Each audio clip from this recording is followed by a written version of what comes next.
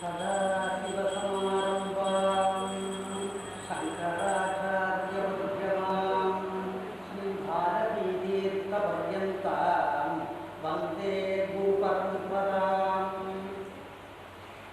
தசரத சக்கரவர்த்தியானவர் நேரடியாக அங்கதேசத்துக்கு போய் அங்கே இருந்த தன்னுடைய ஜாமாதாவா இருக்கிற அந்த ரிஷ்யசிங்கரையும் தன்னுடைய புத்திரியா இருக்கிற அந்த சாந்தையும் அழைச்சிட்டு அயோத்திக்கு வந்தார். அயோத்தியில எல்லா ஜனங்களும் ஆனந்தத்தை அடைஞ்சா, தசரத பத்னிகளும் ஆனந்தத்தை அடைஞ்சா. அப்படி அந்த சாந்தையும் ரிஷ்யசிங்கரும் அயோத்தியிலேயே கொஞ்ச நாள் வாசம் பண்ணிட்டு இருந்தா. அதுக்கப்புறம் என்ன ஆச்சுன்னாக்க, தற்காலே பகுதிதே கஸ்மின்சித் சுமனோஹரே வசந்தே சமனுப்ராப்தே ராஜ்யஹா யஷ்டு மனோபவத். வசந்த ருத்து வந்து சித்திரை வைகாசி ஆகிய 2 மாதங்களும் வசந்த ருத்து. அந்த வசந்த ருத்து வந்து அந்த வசந்த ருத்துவில தான் யஜ்யங்களை பண்ணணும்னு சாஸ்திரம் சொல்றது. அதனால எல்லா யஜ்யங்களையும் எப்படி அனுஷ்டானம் பண்ணணுங்கிறத கல்பசூத்திரம்ங்கிறதுல வந்து பெரியவாழ்லாம் சொல்லியிருக்காங்க. அந்த கல்பசூத்திரத்தில் சொன்ன விதிமுறைகள் பிரகாரம் எல்லா யஜ்யங்களையும் அனுஷ்டானம் செய்ய வேண்டும்.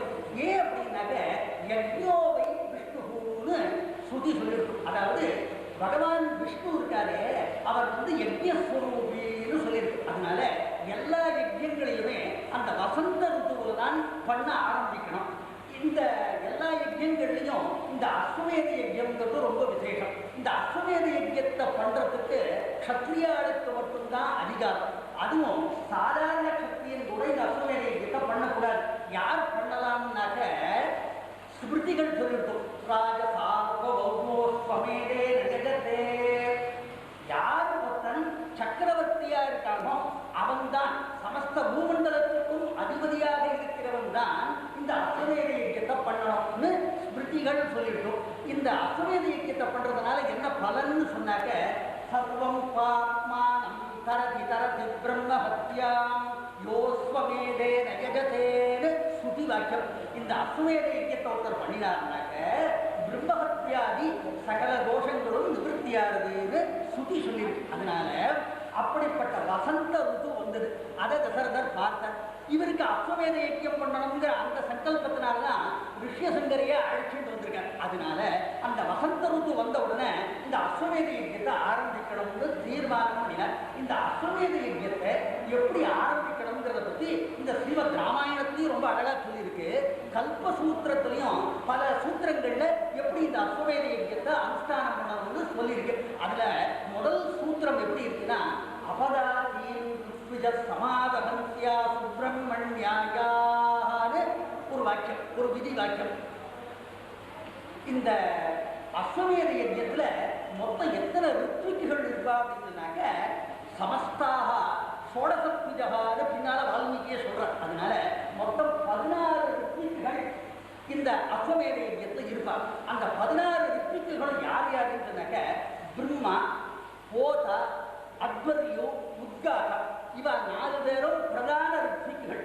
இவாளை தவிர ஆக்னீத்ரர், பிரஸ்தோதா, மைத்ராவருடர்னு ஆரம்பிச்சு மொத்தம் 16 ரித்விக்குகள் சொல்லியிருக்காங்க. அந்த 16 ரித்விக்குகள்ல கடைசியாக சொல்லப்பட்டவர், 16ஆவதாக சொல்லப்பட்டவருக்கு பேரு சுப்பிரமணியகாரு. அந்த 16ஆவது ரித்விக்கு பேரு சுப்பிரமணியர்னு பேரு. அதனால இந்த 16 ரித்விக்குகளையும் முதல்ல என்ன பண்ணோம், எஜமானனா இருக்கிற அந்த ராஜா தசரதர் வந்து எல்லாரையும் வரணம் பண்ணும். உங்களை வந்து நான் இந்த ரித்விக்காக வரணம் பண்றேன்னு பிரார்த்தனை பண்ணி அவளை வரணம் பண்ணணும். அங்க சூத்திரம் எப்படி இருக்குன்னா, அபதாதீன் ரித்விஜா சமாவகந்தியா சுப்பிரமணியாயாக. இந்த சூத்திரத்தினுடைய அர்த்தத்தை வியாக்கியானம் பண்ற பொழுதோ ஸ்ரீ கோவிந்தராஜர் சொல்லியிருக்க, தஸ்ய தஸ்ய கிரே கத்வா ஹஸ்தியஸ்வாதிகம் ஆரோப்பிய ராஜகிரகம் ஆலயந்தி ராஜபுருஷாக. அதாவது இந்த அஸ்வமேத யஜ்யத்தை பிரதான ரித்விக்கா இருக்கிறவர் பிரம்மா. அந்த ரித்விக்கு பேர் பிரம்மானது. அந்த பிரம்மாவை யாரை வரிச்சார் இந்த தசரதர்னா, ரிஷ்யசிங்கரை வரிச்சார். தன்னுடைய குலகுருவா இருக்கிற வசிஷ்டரை வந்து பிரம்மஸ்தானத்துல வரிக்கல, ரிஷ்யசிங்கரை தான் பிரம்மாவாக வரிச்சார். ஏன் அப்படின்னா, பல யுகங்களுக்கு முன்னாலேயே சனத்குமாரர் வந்து சொல்லிட்டார். இந்த தசரதனுடைய அஸ்வமேத யஜ்ஞத்தை ரிஷ்யசிங்கர் தான் வந்து முன்னின்று நடத்தி வைக்க போறாருன்னு சொல்லிட்டதுனால அந்த வித்தாந்தம் வசிஷ்டருக்கும் தெரியுமானால் ரிஷ்யசிங்கரை வந்து பிரம்மாவாக கரணம் பண்ணினார் முதல்ல. அதுக்கப்புறம் தன்னுடைய குலகுருவா இருக்கிற வசிஷ்டரை வந்து அத்வர்யுவாக வரணம் பண்ணினார் அடுத்ததாக. அதனால இப்படி ஒவ்வொரு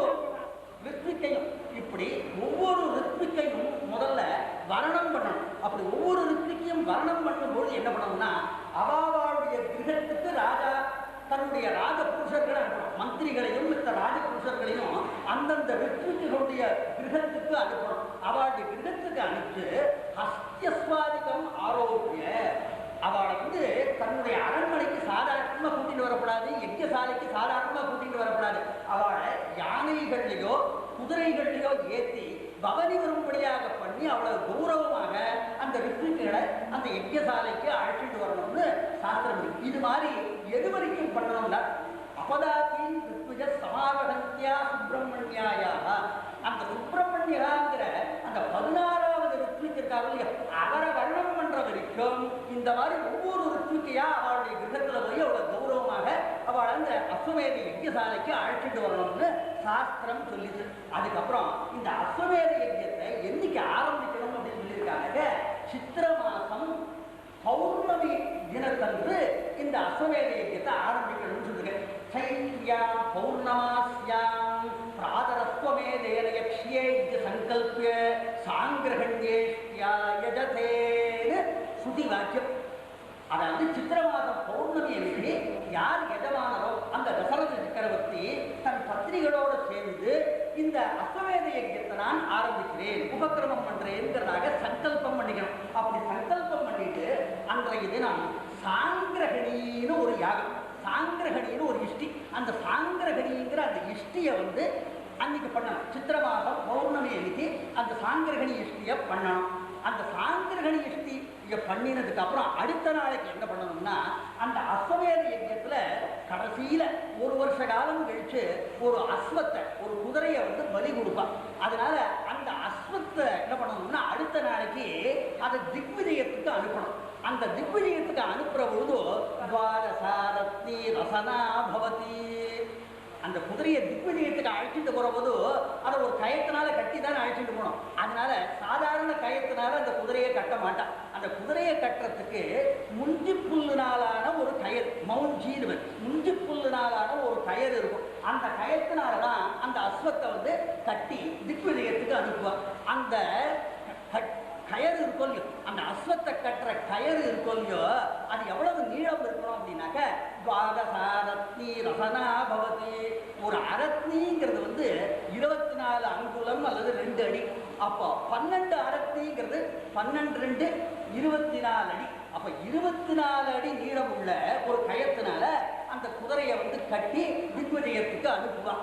அப்போ அந்த அந்த ரசனா இருக்கும் இல்லையோ, அந்த கயறு, அந்த முஞ்சு புல்னாலான அந்த ரசனாங்கிறதுக்கு அதுக்கு சில சம்ஸ்காரம் சொல்லியிருக்காங்க. என்ன சம்ஸ்காரம்னாக்க ஆஜ்யம் உச்சிஷ்யதே தஸ்மின் ரசனாங் நக்தி இது யத் பிரம்மோதன சிஷ்ட ஆஜ்யேன அபியஞ்சனம் விஹிதம் ததப்பஷ்சாத் இத்தியர்த்தகான்னு கோவிந்தராஜர் வந்து வியாக்கியானம் பண்ணியிருக்காங்க. அதாவது இந்த சாங்கிரகணிங்கிற இஷ்டியை முதல் நாள் பண்ணா இல்லையா, சாங்கிரகணிங்கிற அந்த யாகத்தை முதல் நாள் பண்ணினான். அந்த பண்ற பொழுது அந்த அந்த இஷ்டியில கொஞ்சம் ஆஜ்யம் நெய் வந்து பாக்கி இருக்கும். அந்த ஆஜ்யம்ங்கிற அந்த ஆஜ்ய பாத்திரத்துல அந்த ஆஜ்யம் வந்து மிஞ்சி இருக்கும். அந்த மிஞ்சி இருக்கிற அந்த ஆஜ்யத்தினால இந்த கயறு கொல்லிய ரசனை அதுக்கு வந்து ஒரு அபியஞ்சனம், ஒரு திருமஞ்சனம் பண்ணியிருப்பான். அந்த அபியஞ்சனம் பண்ணினதுக்கு அப்புறம் அந்த மாதிரி இந்த ஆஜ்யத்தினால அந்த ரசனைக்கு ஒரு அபியஞ்சனம் பண்ணினதுக்கு அப்புறம் அடுத்த நாளைக்கு அந்த குதிரையை அந்த ரசனாவனால கட்டி அதை வந்து திக்விஜயத்துக்கு அனுப்புவான். அப்படி அந்த திக்விஜயத்துக்கு போகும். இதுல ஒரு சுவாரஸ்யம் என்னன்னா ரசனாஞ்சன தப்பஸ்சாத் அத்வர்யோ பரிதீயதே ராஜ்யாய சகராஜா ஸ்யாத் யாவத் சந்திஷ்டதே க்ரதுஹு.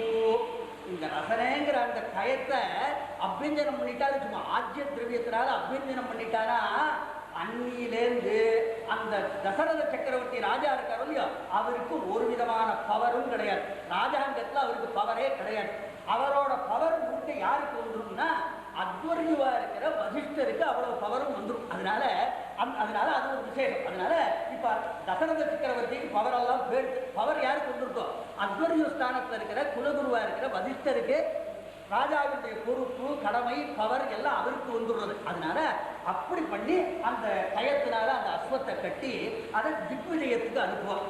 அது ஸ்வைரம் சரந்தம்னு வியாக்கியானம் இருக்கா. அந்த குதிரை போன போக்குல அது வாட்ட போயிட்டே இருக்கும். அந்த குதிரைக்கு பின்னால திக்விஜயம் அது போற பொழுது பிரம்மா போதா உத்காதா அத்வரியுங்கிற அந்த 4 ரித்விக்குகளும் அதோடையே போவோம், அந்த குதிரையோடையே போவோம். அப்புறம் ஸ்ருதி என்ன சொல்லியிருக்கு, சதுசதா ரக்ஷந்தி இது ஸ்ருதி.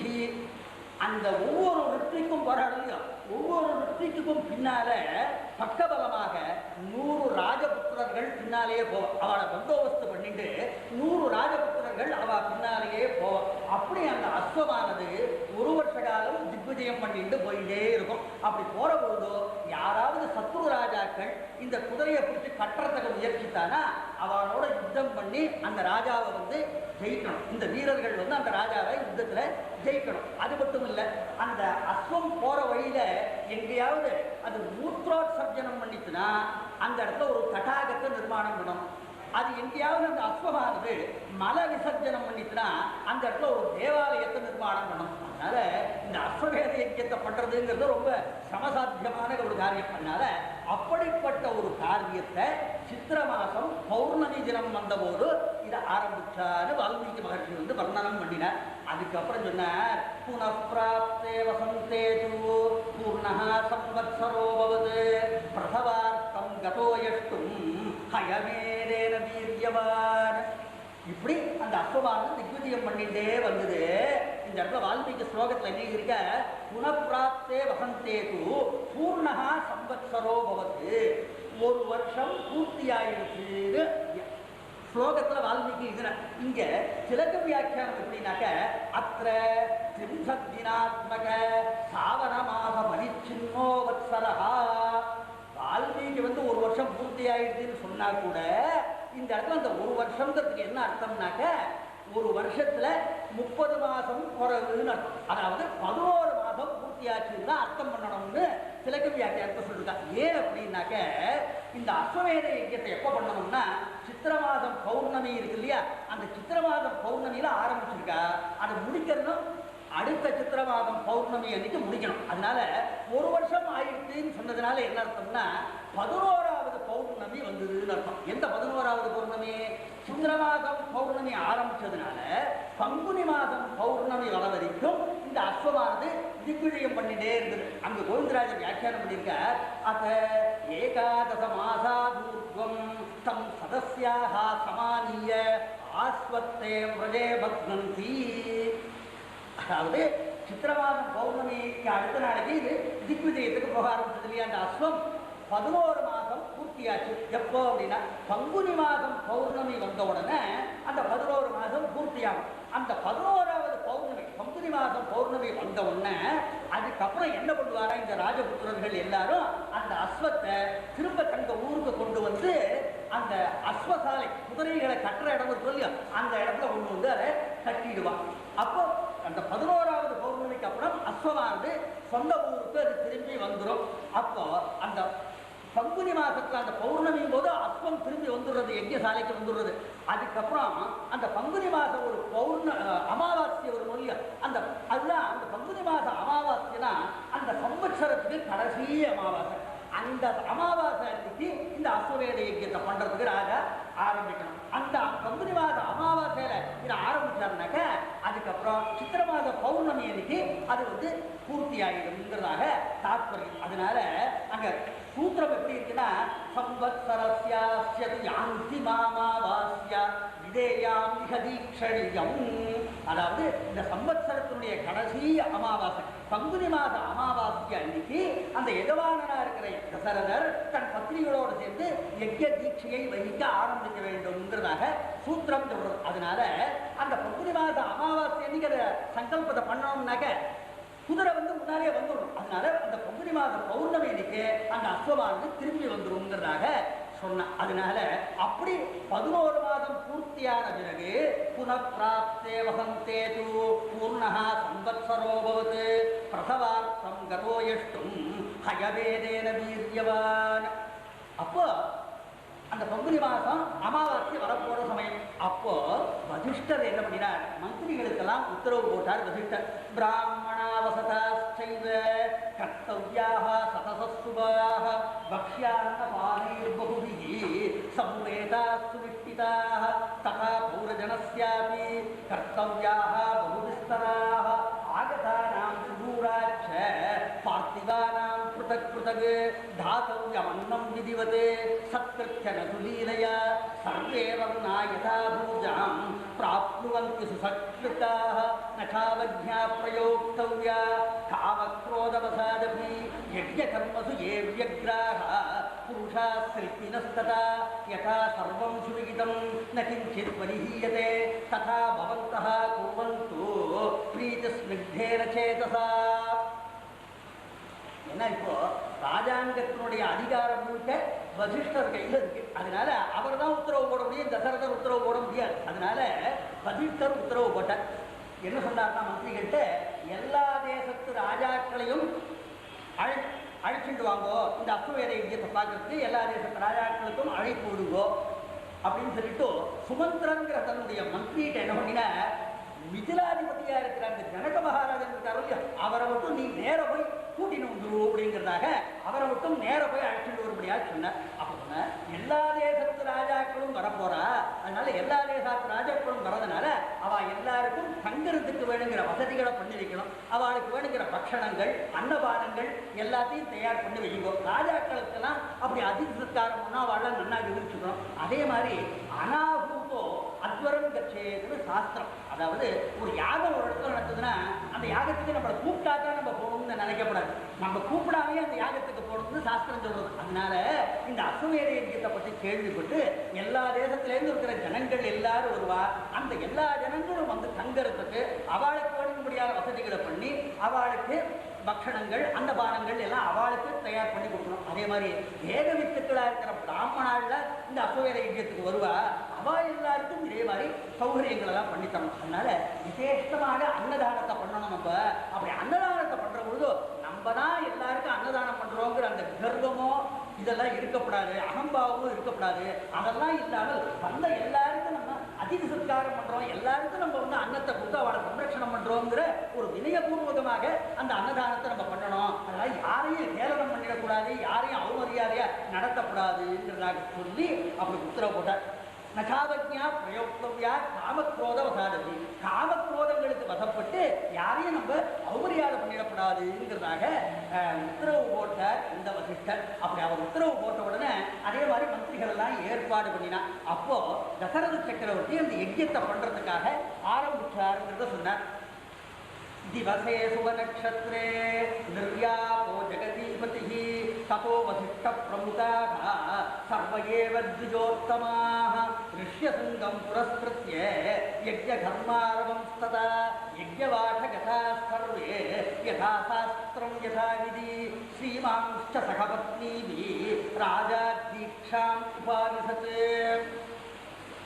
அதே மாதிரி அந்த பங்குனி மாதம் அமாவாசை வந்த உடனே தசரதர் தன்னுடைய 3 மனைவிகளாக இருக்கிற கௌசல்யை, சுமித்ரை, கைகேயி ஆகியவர்களை அழைத்து கொண்டு அந்த யஜ்ஞசாலையில பிரவேசித்து அந்த யஜ்ஞ தீட்சையை வகிக்க ஆரம்பித்தார். அந்த அசுவேத யஜ்ஞத்தை பண்றதுக்கான சங்கல்பத்தை அவர் செய்து கொண்டார்ங்கிறதாக இந்த சரித்திரத்தை முடிச்சார். அப்ப தசரதர் சொன்னார், அவஜ்ஞயானதாத்தவ்யம் கப்சிதில் லீலையாத்வா அவஜ்ஞாய கிருதம் பன்யாதே தாதாரம் நாஸ்திர சந்தய. நம்ம அன்னதானம் பண்ற பொழுதோ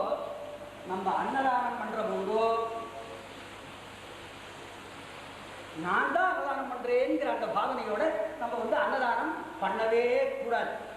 அப்படி பண்ணினாக்க என்ன ஆயிருந்தா, அப்படி அகம்பாவத்தோட அன்னதானம் பண்ணினா என்ன ஆயிரும் சொன்னாக்க அவத்தியாய கிருதம் ஹன்யாது தாதாரம் நாத்திர சம்சயா. அப்படி அவமரியாதையா பண்ணி அன்னதானம் பண்ணினான்னாக்க அது அவனுக்கு க்ஷேம குறைவை ஏற்படுத்தணும்.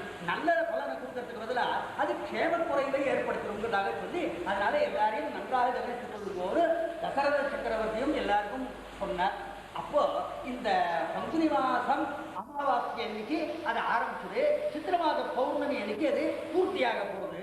அது எப்படி நடந்தது, அந்த அசுவேத யஜ்ஞம் எப்படி நடந்ததுங்கிறத அதை வர்ணிக்க ஆரம்பிச்சார். अत संवत्सरे पूर्णे तस्मिन् प्राप्ते तुरंगमे सरैवास्तोत्तरे तीरे राज्ञः यज्ञोऽभ्यवर्तत அந்த தசரத சக்கரவர்த்தியுடைய அந்த அஸ்வமேத யஜ்ஞமானது ஆரம்பிச்சதுங்கிறதாக சொன்னார். அந்த அஸ்வமேத யஜ்ஞத்தை என்னென்ன கர்மாக்களெல்லாம் அனுஷ்டானம் பண்ணினாங்கிறத அதை வர்ணனம் பண்ண ஆரம்பிச்சார். பிரவர்யம் சாஸ்திரத கிருத்வா ததைவோ பவதம் விஜாஹ சத்துஷ்ட விதிவத் சர்வம் அதிகம் கர்மசாஸ்திரதா. இந்த அஸ்வமேத யஜ்ஞத்தை வர்ணிக்கிற அந்த சுதி பாகத்துல பிரவர்த்திய பிராமணம்னு ஒன்று இருக்கு. அந்த பிரவர்த்திய பிராமணத்துல தான் என்னென்ன கர்மாக்களெல்லாம் அனுஷ்டானம் பண்ணணும்னு சொல்லியிருக்காளோ. அதனால அந்த பிரவர்த்திய பிராமணத்துல என்னென்ன சத்கர்மாக்களெல்லாம் சொல்லியிருக்காளோ அத்தனையும் பண்ணினான். அதை பண்ணினதுக்கு அப்புறம் ததைவோ பவதம் துஜஹா உபசத்துன்னு ஒரு யாகம், அந்த உபசத்துங்கிற அந்த இஷ்டியையும் இவ பண்ணினான்னு சொன்னா. சக்குஷ்ட விதிவத் சர்வம், அந்த அஸ்வமேத பிரகரணத்துல என்னென்ன கர்மாக்கள் சொல்லியிருக்கோ அத்தனை கர்மாக்களையும் பண்ணிட்டு அதிகம் கர்மசாஸ்திரதா, அதாவது அஸ்வமேத யஜ்ஞத்தை கல்பசூத்திரத்துல எப்படி சொல்லியிருக்கோ அந்த மாதிரி பண்ணினா போதும். கல்பசூத்திரம் சொன்னபடி அஸ்வமேத யஜ்ஞத்தை பண்ணினா போதும். ஆனா பின்னால வந்து சில ரிஷிகள் என்ன பண்ணியிருக்கா, இந்த அஸ்வமேத யஜ்ஞத்துல கல்பசூத்திரத்துல சொன்னதை தவிர இன்னும் சில கர்மாக்களை சேர்த்து இன்னும் சில யாகங்களை சேர்த்து பண்ணினா நல்லதுன்னு சொல்லியிருக்கா பின்னால வந்து ரிஷிகள். அதனால அப்படி சாஸ்திராந்தரங்கள் சொல்ற காரணத்தினால கல்பசூத்திரத்துல என்ன சொல்லியிருக்கோ அதுக்கு மேற்பட்டு அதை விட அதிகமாகவே எல்லா யாகங்களையும் பண்ணினான்னு சொன்னா. அது எதுக்குனால எனக்கு அதிகசிய அதிகம் பலம் சொல்றாங்க. அதாவது குறிப்பிட்ட அளவு செய்ய வேண்டியதை விட அதிகமாக பண்ணினோம்னா அதுக்கு அதிகமாகவே பலன் கிடைக்கும்னு சொல்லியிருக்கிறதுனால அந்த மாதிரி கல்பசூத்திரத்தை தவிர மற்ற சாஸ்திராந்திரங்கள்ல எவ்வளவு யாகங்கள் சொல்லியிருக்கோ அதையும் சேர்த்து பண்ணினான்னு சொன்னா அதை பின்னால வந்து வர்ணிக்க போறேன். அப்படி அந்த அஸ்வமேத யஜ்ஞம் ரொம்ப அழகா நடந்துட்டு இருக்கு. அப்போ தேவதைகளுக்கு அனிர்வாகம் கொடுக்கிற கட்டம் வந்தது. அதை வர்ணிக்கிறார் வால்மீகி. ஆஹ்வயாம் சக்ரிரேடத்ர சக்ராதீன் விபுதோக்தமான் ரிஷ்யசிங்காதயோ மந்த்ரைஹி சிக்ஷாட்சர சமன்விதைஹி நகாபுதமபூத் தத்ர ஸ்கலிதம் வாபி கிஞ்சன திருஷ்யதே பிரம்மவத் சர்வம் க்ஷேமயுக்தம் சக்ரிரே. தேவதைகளுக்கு அனிர்வாகம் கொடுக்கிற கட்டம் வந்தது. அப்போ அந்த காலத்துல எப்படின்னாக்க யஜ்ஞங்கள் நடக்கிற போது இந்திரனுக்கு அபிபாகம் கொடுக்கணும்னு சொல்லி அந்த மந்திரத்தை இந்திர மந்திரத்தை சொல்லி இந்திரனை ஆஹ்வானம் பண்ணினா அந்த யஜ்ஞ சதசுக்கு மேல சாட்சாத் தேவேந்திரனே ஆவிர்வவிச்சு அந்த அபிபாகத்தை வாங்கிட்டு போவார். அதே மாதிரி வருணனை கூப்பிடுற போது வருணன் வருவார். அது மாதிரி எல்லா தேவதைகளும் நேர அந்த யஜ்ஞ சதஸ்ல பிரத்யட்சமாகி அப்படி அபிபாகத்தை வாங்கிட்டு போற வழக்கம் அந்த நாள்ல. அதனால அப்படி எல்லா தேவதைகளையும் ஆஹ்வானம் பண்ணினா எந்தெந்த தேவதைகளுக்கெல்லாம் அபிபாகம் விதிக்கப்பட்டிருக்கோ அத்தனை தேவதைகளையும் மந்திரபூர்வகமாக இந்த மகான்களா இருக்கிற ரிஷ்யசிங்கர் வசிஷ்டர் வாழ ஆஹ்வானம் பண்ணும்போது அவள்லாம் வந்து அந்த அபிபாகத்தை வாங்கிட்டு போறான்னா அந்த யஜ்ஞத்துல என்ன விசேஷம்னா நசாபுதமபூத்தத்ர சிலமே என்ன ஆயிடும், இந்த யஜ்ஞங்களை பண்ற போது மந்திரத்தை சொல்ல மறந்துடுவோம். மந்திரத்தை சொல்லாத இருந்து அபிபாகத்தை மட்டும் சமர்ப்பிப்பான், அபிசை மட்டும் சமர்ப்பிப்பான். அது வந்து அகுதம்னு அந்த மாதிரி பண்ணல. மந்திரத்தை சொன்னதுக்கு அப்புறம் தான் அந்த அபிசை மட்டும் சமர்ப்பிச்சான். நகாகுதமபூத்தத்ர ஸ்கலிதம் வாபி கிஞ்சன. சிலமே என்ன பண்ணிடுவா, மந்திரத்தை சொல்லிடுவா, ஆனா அபிசை சமர்ப்பிக்க மாட்டான். அது மாதிரியும் நடக்கல. அதனால திருஷ்யதே பிரம்மவத் சர்வம் க்ஷேமயுக்தம் சக்ரிரே. அதனால எல்லாம் மந்திரபூர்வகமாக தான் நடந்ததே ஒழிய எல்லாம் வேத விகிதமா அந்த அஸ்வமேத யஜ்ஞம்ங்கிறது நடந்ததுங்கிறதாக ரொம்ப அழகாக வர்ணனம் பண்ணினார். அந்த அபிர்வாகம் கொடுக்குற கட்டத்தை வர்ணிச்சார். அதுக்கப்புறம் அந்த அஸ்வமேத யஜ்ஞத்துல அன்னதானம் எவ்வளவு விமர்சையா நடந்ததுன்னு சொன்ன. அன்னகுண்டாஷ்ட பகவஹாம் திருஷ்யந்தே பர்வதோபமாக திவசே திவசே தத்ர சித்தஸ்ய விதிவத்ததா. பங்குனி மாதம் அமாவாசையிலேருந்து ஆரம்பிச்சு சித்திரை மாதம் பௌர்ணமி வரைக்கும் இது நடக்கிறது. அதனால ஒவ்வொரு நாளும் அங்க வந்திருந்தவாளுக்கு அன்னதானம் பண்றதுக்காக அன்னத்தை தயார் பண்ணி வச்சிருந்தா. அந்த அன்னத்தை தயார் பண்ணி வச்சிருந்தது எதுவாருன்னா திருஷ்யந்தே பர்வதோபமாக ஒரு பெரிய மலை இருக்கிற மாதிரி அந்த சாத்து குவியல் வந்து இருந்ததுங்கிறதாக சொன்னார். அப்படி வந்து நிறைய அன்னதானம் பண்ணினா அங்க வால்மீகி ஸ்லோகத்தில் ஒரு அழகாக ஹாஸ்ய ரசத்தை புகுத்துறாருங்க. அங்க அனிசம் புஞ்சமானாம் ந திருப்தி உபலப்யதே. இப்படி மலைமலையா அன்னத்தை சமைச்சு வச்சிருக்கா, அத்தனையும் ஜனங்கள் சாப்பிட்டா. அதுல ஒரு விசேஷம் என்னன்னா அனிசம் புஞ்சமானாம் ந திருப்தி உபலப்யதே. இந்த வரிக்கு ரெண்டு வியாக்கியானம் பண்ணியிருக்கா. அனிசம் புஞ்சமானாம் திருப்தி உபலபியதே. அங்கே என்ன ஆச்சு வேடிக்கை, இந்த ஷட்ரசோபேதமான அன்னமாக இருந்ததுனால சாப்பிட்டவாளே திரும்ப திரும்ப சாப்பிட்டு அனிசம்ஜபானாம் திருப்தி உபலபியதே. சாப்பிட்டவாளே திரும்ப திரும்ப சாப்பிட்டு ஆனால் அவளுக்கு திருப்திங்கிறது வரதில்லை. இது ஒரு அர்த்தம். இன்னொரு அர்த்தம்னா சாப்பிட்டவாளே திரும்ப திரும்ப சாப்பிட்றத தசரத சக்கரவர்த்தியும் சூப்பர்வைஸ் பண்ணுற போது பார்க்குறது. அவருக்கு கோபங்கிறது இல்லை, சாப்பிட்டவாளே திரும்ப திரும்ப சாப்பிட்றான்னு அவருக்கு கோபம் இல்லை. அனிசம் உச்சபாரானாம் திருப்தி உபலப்தி இல்லையே. அதனால அவ அடிக்கடி சாப்பிட்டவாளே திரும்ப சாப்பிட்டு இருக்காங்கிறத பார்க்குற போது தசரதனும் திருப்தி அடைய, அவ திரும்ப சாப்பிட்டு போட்டோம், இன்னும் கொஞ்சம் நிறைய சாப்பிடணும்னு நினைச்சாரு இல்லையா, அவர் திருப்தி அடையலைங்கிறதாக ரெண்டு விதமாக இந்த ஸ்லோகத்துக்கு அர்த்தம் பண்ணினான். அதனால அப்படி அன்னதானம் பண்ணினா அந்த மகிமையை வர்ணிச்சார். அதுக்கப்புறம் யூபஸ்தாபன கட்டம்னு சொல்லுவாங்க. அதாவது ஒவ்வொரு யாகத்திலையும் ஒரு பசுவை பலி கொடுப்பான், ஒரு மிருகத்தை பலி கொடுப்பான். அதனால இந்த அஸ்வமேத யஜ்ஞத்தில் எந்த மிருகத்தை பலி கொடுக்க போறா, அந்த குதிரையை பலி கொடுக்க போறா. அதனால அந்த பலி கொடுக்க போற அந்த அஸ்வம் இருக்கும் இல்லையா, அதை யூபம்னு ஒரு குச்சி மாதிரி இருக்கும். அந்த யூபங்கள்ல அந்த பசுவை கட்டுவா.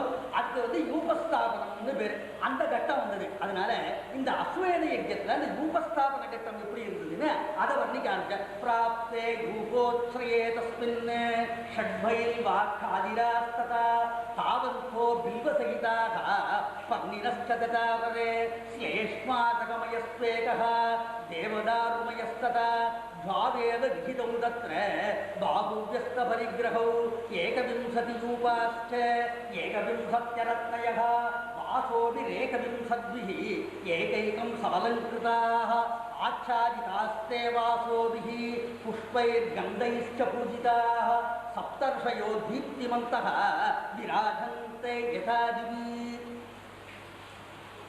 இந்த அஸ்வமேத யஜ்ஞத்துல 21 யூபங்களை ஸ்தாபனம் பண்ணுவான்னு சொல்லியிருக்காங்க. அதனால ஏகவிம்சதி யூபாஸ்ட 21 யூபங்கள். யூபம்ங்கிறது என்னன்னா ஒரு மரத்தினாலான ஒரு குச்சி, அதுக்கு தான் யூபம்னு பேர். அதனால அந்த மாதிரி 21 யூபங்களை ஸ்தாபனம் பண்ணுவான். எதுக்கு நேரம் ஸ்தாபனம் பண்ணுவானா, இது அங்க இருக்கும் இல்லையா, அதுதான் அக்னியை ஸ்தாபனம் பண்ற வேதி. நம்ம யஜ்யங்கள் பண்ற போதோ அக்னியை ஸ்தாபனம் பண்ற வேதி அங்க இருக்கு. அதனால அந்த வேதிக்கு எதிராக இந்த 21 யூபங்களையும் நிமித்தி வச்சிருவான். இந்த யூபங்களை ஸ்தாபனம் பண்ணிடுவான். அதாவது குச்சியை இப்படி நிமித்தி வைப்பான். அது மாதிரி பூமியில பதிச்சு வைப்பான். அது மாதிரி 21 யூபங்களை வைக்கணும். அதுல கிரமம் இருக்கு. எந்த யூபத்தை முதல்ல வைக்கணும், எதை பின்னால வைக்கணும்னா கிரமம் இருக்கு. இந்த கிரமத்தை இங்க சொல்ற ஸ்லேஷ்மாதகமயஸ்வேகா. இந்த ஸ்லோகத்திலே பாடாந்திரம் என்னன்னாக்க ஸ்லேஷ்மாதகமயோ அக்னிஷ்டா. அக்னிஷ்டகாங்கிற பாத்துக்கு என்ன அர்த்தம்னா அக்னௌ திஷ்டதி இது அக்னிஷ்டா. அத்த அக்னிசப்தேன அக்னிஸ்தாபன வேதிகி உச்சதேன்னு ஸ்ரீ கோவிந்தராஜர் வியாக்கியானம் பண்றாங்க. அதாவது இந்த யஜ்ய குண்டம் இருக்கும் அதுக்கு தான் பேரு யஜ்ய வேதின்னு. அதுலதான் அக்னி எரியுது. அதனால அக்னியை ஸ்தாபனம் பண்ற அந்த யஜ்ய வேதி இருக்கும் அதுக்கு நேர எந்த ஒரு ரூபம் இருந்ததுன்னாக்க ஸ்லேஷ்மாதகமயோக்னிஷ்டா. ஸ்லேஷ்மாதக விருட்சம்னு பேரு. அதுக்கு ரஜ்ஜுதால விருட்சம்னு பேரு. அந்த ரஜ்ஜுதால மரத்தினாலான யூபத்தை அக்னிஸ்தாபன வேதிக்கு நேர அதை ஸ்தாபனம் பண்ணினா அந்த யூபம் நேர இருந்தது. அப்புறம் ஸ்லேஷ்மாதகமயஸ்வேகः தேவதாருமயஸ்ததா வாவேத விகிதௌ தத்ர பாகுவ்யஸ்த பரிகிரஹௌ. அந்த யஜ்ஞ குண்டத்துக்கு நேர அந்த ரஜ்ஜுதார விருட்சத்தினாலான அந்த யூபம் இருந்தது. அதுக்கப்புறம் தேவதாரு மரம். அந்த தேவதாரு மரத்தினால 2 யூபங்கள். அந்த தேவதாரு மரத்தினாலான அந்த 2 யூபங்களை என்ன அப்படின்னா இந்த நடுவில் இருக்கிற அந்த ரஜ்ஜுதார யூபம் இருக்கும் இல்லையா, அந்த யூபத்துக்கு ஒரு பக்கம் ஒரு தேவதாரு யூபம், இன்னொரு பக்கம் ஒரு தேவதாரு யூபம். அப்ப மொத்தம் எத்தனை யூபங்கள் ஆயிருக்கு? 3 யூபங்கள் ஆயிருக்கு. அதுக்கப்புறம் 21 யூபங்கள் மொத்தம் சொன்னோம் இல்லையா, அந்த 21 யூபங்கள் எப்படின்னா பிராப்தே யூபோத்ஸ்ரயே தஸ்மின் ஷட்பைல்வாஹா. வில்வ மரத்தினாலான யூபங்கள் 6. வில்வ மரத்தினாலான யூபங்கள் 6. அதுல 3 யூபங்களை ஒரு பக்கம் வச்சா இன்னொரு பக்கம் 3 யூபங்களை வச்சா அப்ப மொத்தம் எத்தனை ஆயிடுச்சு? 3 6 9 ஆயிடுச்சு. 3 6 9 ஆயிடுச்சு. ஷட்பைல்வா காதிராஸ்ததா. அப்புறம் காதிர விருட்சம்னு ஒண்ணு. அந்த காதிர மரத்தினாலான யூபங்கள் அது 6. அதுல 3 வலது பக்கம் வச்சா 3 இந்த பக்கம் வச்சா அப்போ மொத்தம் எவ்வளவு ஆயிடுது 15 யூபங்கள் ஆயிடுது. அப்போ தாவந்தோ பில்வ சகிதாக பர்ணினஸ்சதாவரே அப்புறம் பலாச விருட்சம்னு ஒன்று, அந்த பலாச மரத்தினாலான யூபங்கள் 6. அதை இந்த பக்கம் 3 இந்த பக்கம் 3 வச்சா அப்போ மொத்தம் என்ன ஆயிடுது 21 யூபங்களை அப்படி பூமியில பதிச்சு ஸ்தாபனம் பண்ணிட்டா. இதான் யூபஸ்தாபன கட்டம். அப்படி பண்ணிட்டா அப்புறம் இந்த யூபங்களை வெறும்ன பதிச்சு வச்சா போதும். இந்த யூபங்களுக்கு அலங்காரம் பண்ண வேண்டாம். சாஸ்திர பிரகாரம் கல்பசூத்திர பிரகாரம் இந்த யூபங்களுக்கு அலங்காரம் பண்ண வேண்டாம். இருந்தாலும் என்ன பண்ணினா இவ்வளவு செலவாயிடுது, இந்த யூபங்களையும் கொஞ்சம் அலங்காரம் பண்ணி இதை அழகுபடுத்துவோமேன்னு நினைச்சா. இங்க கோவிந்தராஜ வியாக்கியானம் அலங்காரகா ந சாஸ்திரியகா. இந்த அலங்காரம்ங்கிறது சாஸ்திரியம் கிடையாது, அது சாஸ்திர சம்மதம் இல்லை, சாஸ்திரத்தில் அப்படி விதிக்கப்படலை.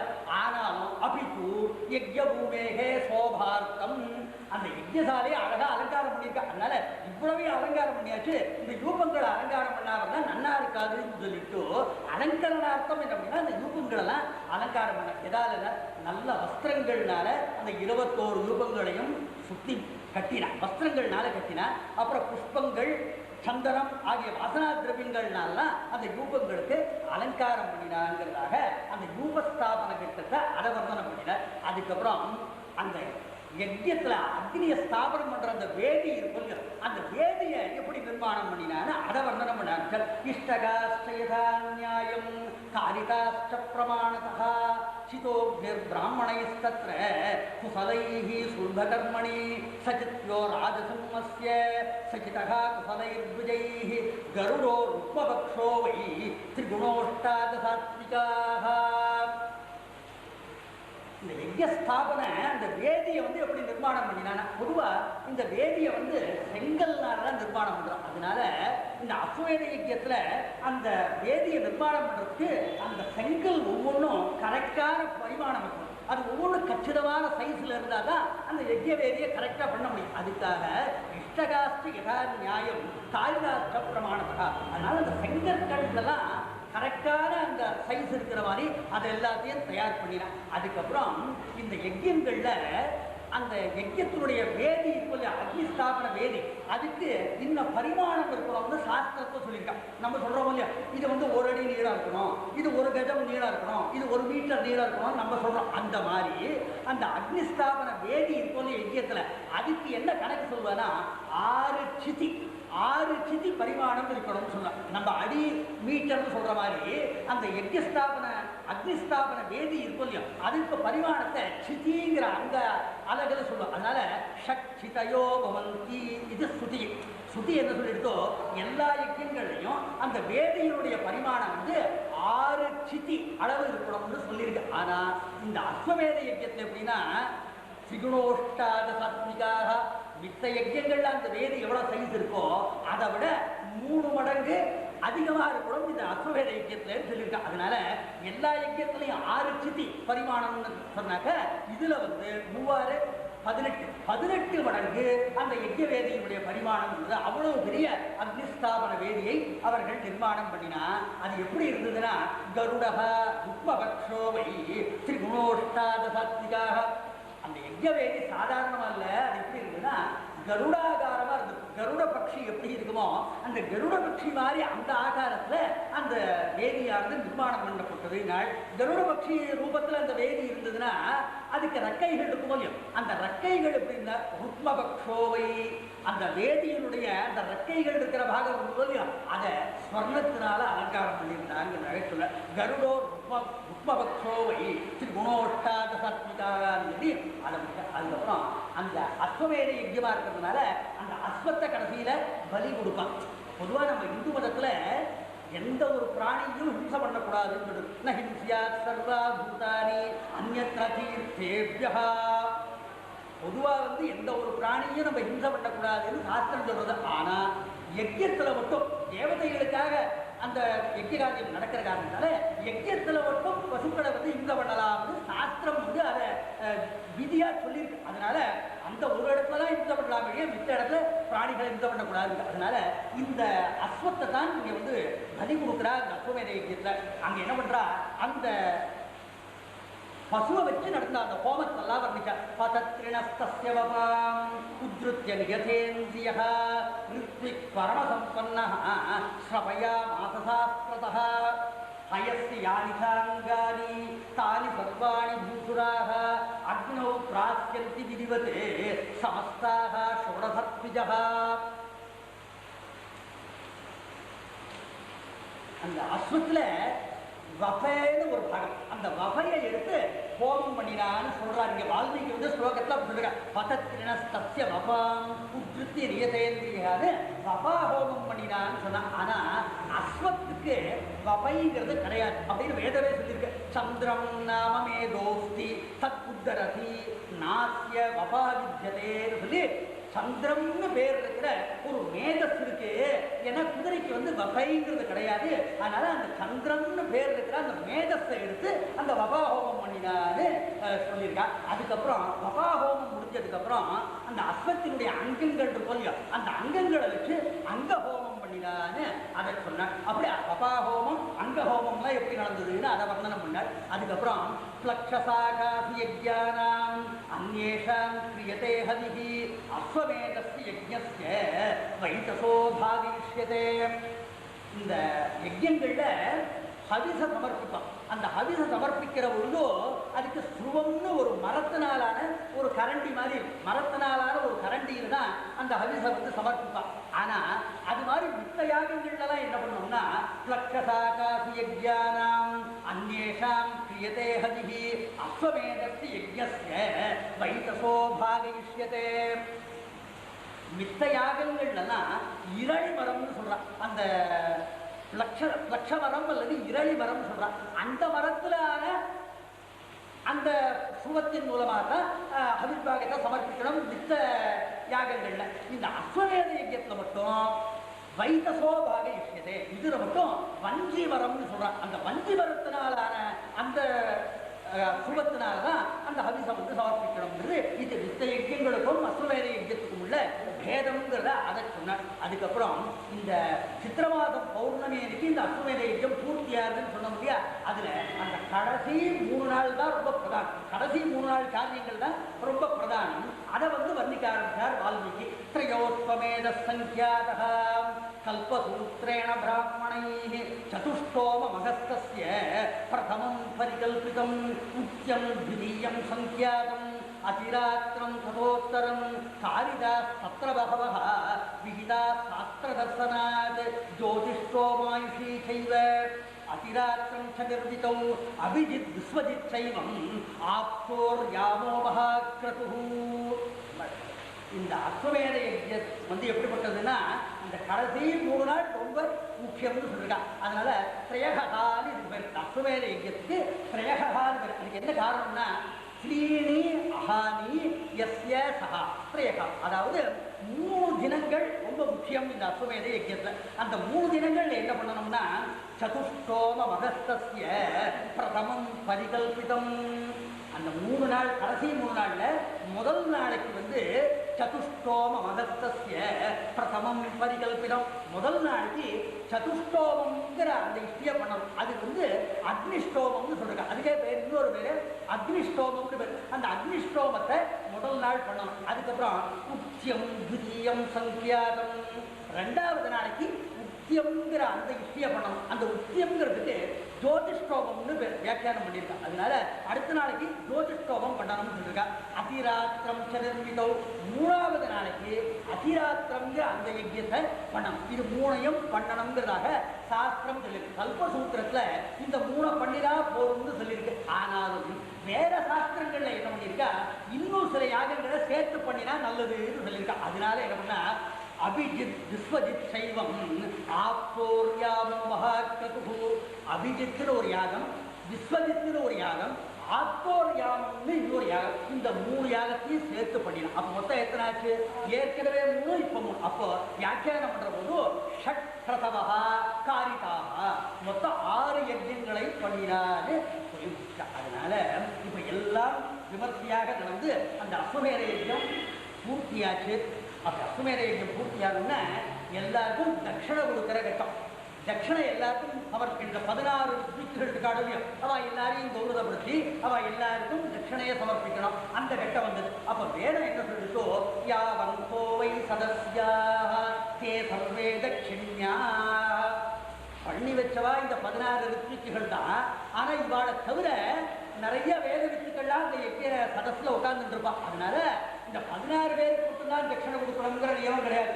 யாரெல்லாம் சதஸ்ல இருக்காளோ அத்தனை வேத வித்துக்களா இருக்கிற பிராமணாள் எல்லாருக்கும் தட்சணையை தட்சணா கொடுக்கணும்னு சாஸ்திரம் இருந்ததுனால எல்லாருக்கும் தட்சணையை சமர்ப்பித்தார் தசரத சக்கரவர்த்தி. அப்ப என்ன ஆச்சு, அப்பதான் ஒரு ஆச்சரியம் நடந்தது.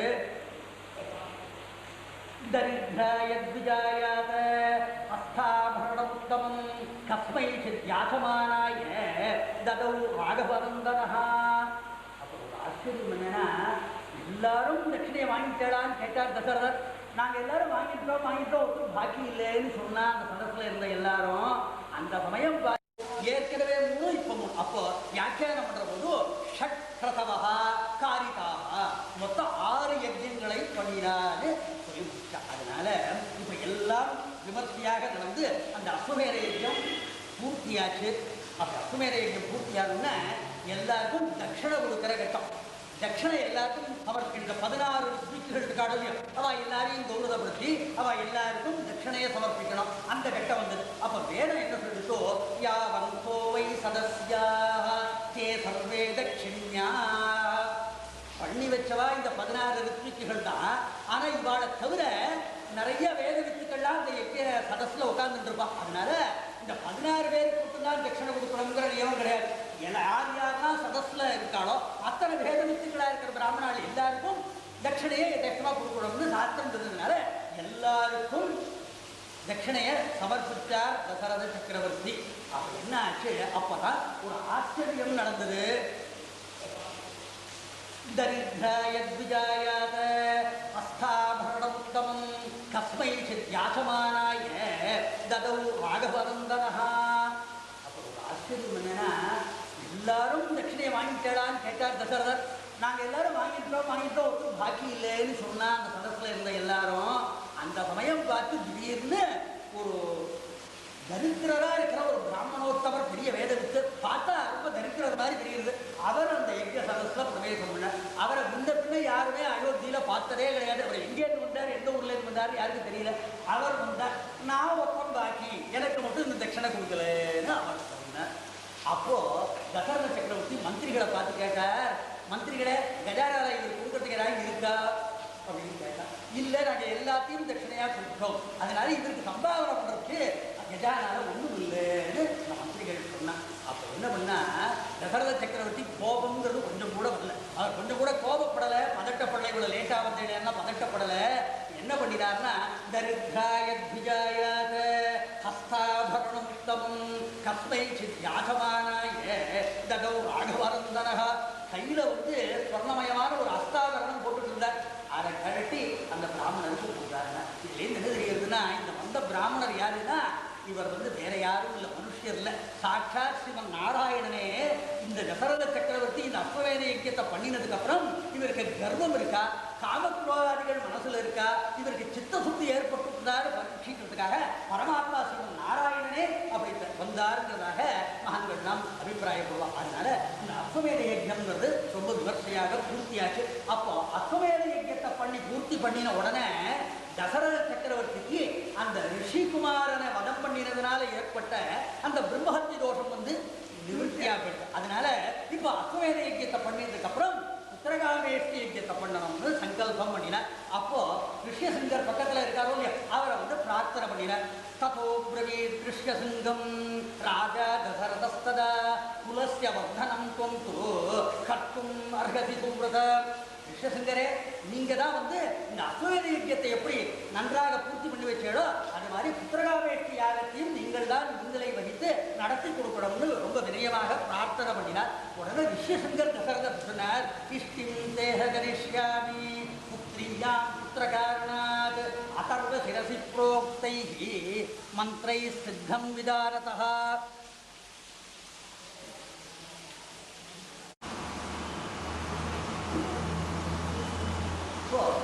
ரிஷ்யசிங்கர் தசரத சக்கரவர்த்தி சொன்னார், இஷ்டிம் தேஹ கரிஷ்யாமி புத்ரியாம் புத்திரகாரணாத் அதர்வ சிரசி புரோக்தைஹி மந்த்ரை சித்தம் விதாரதா.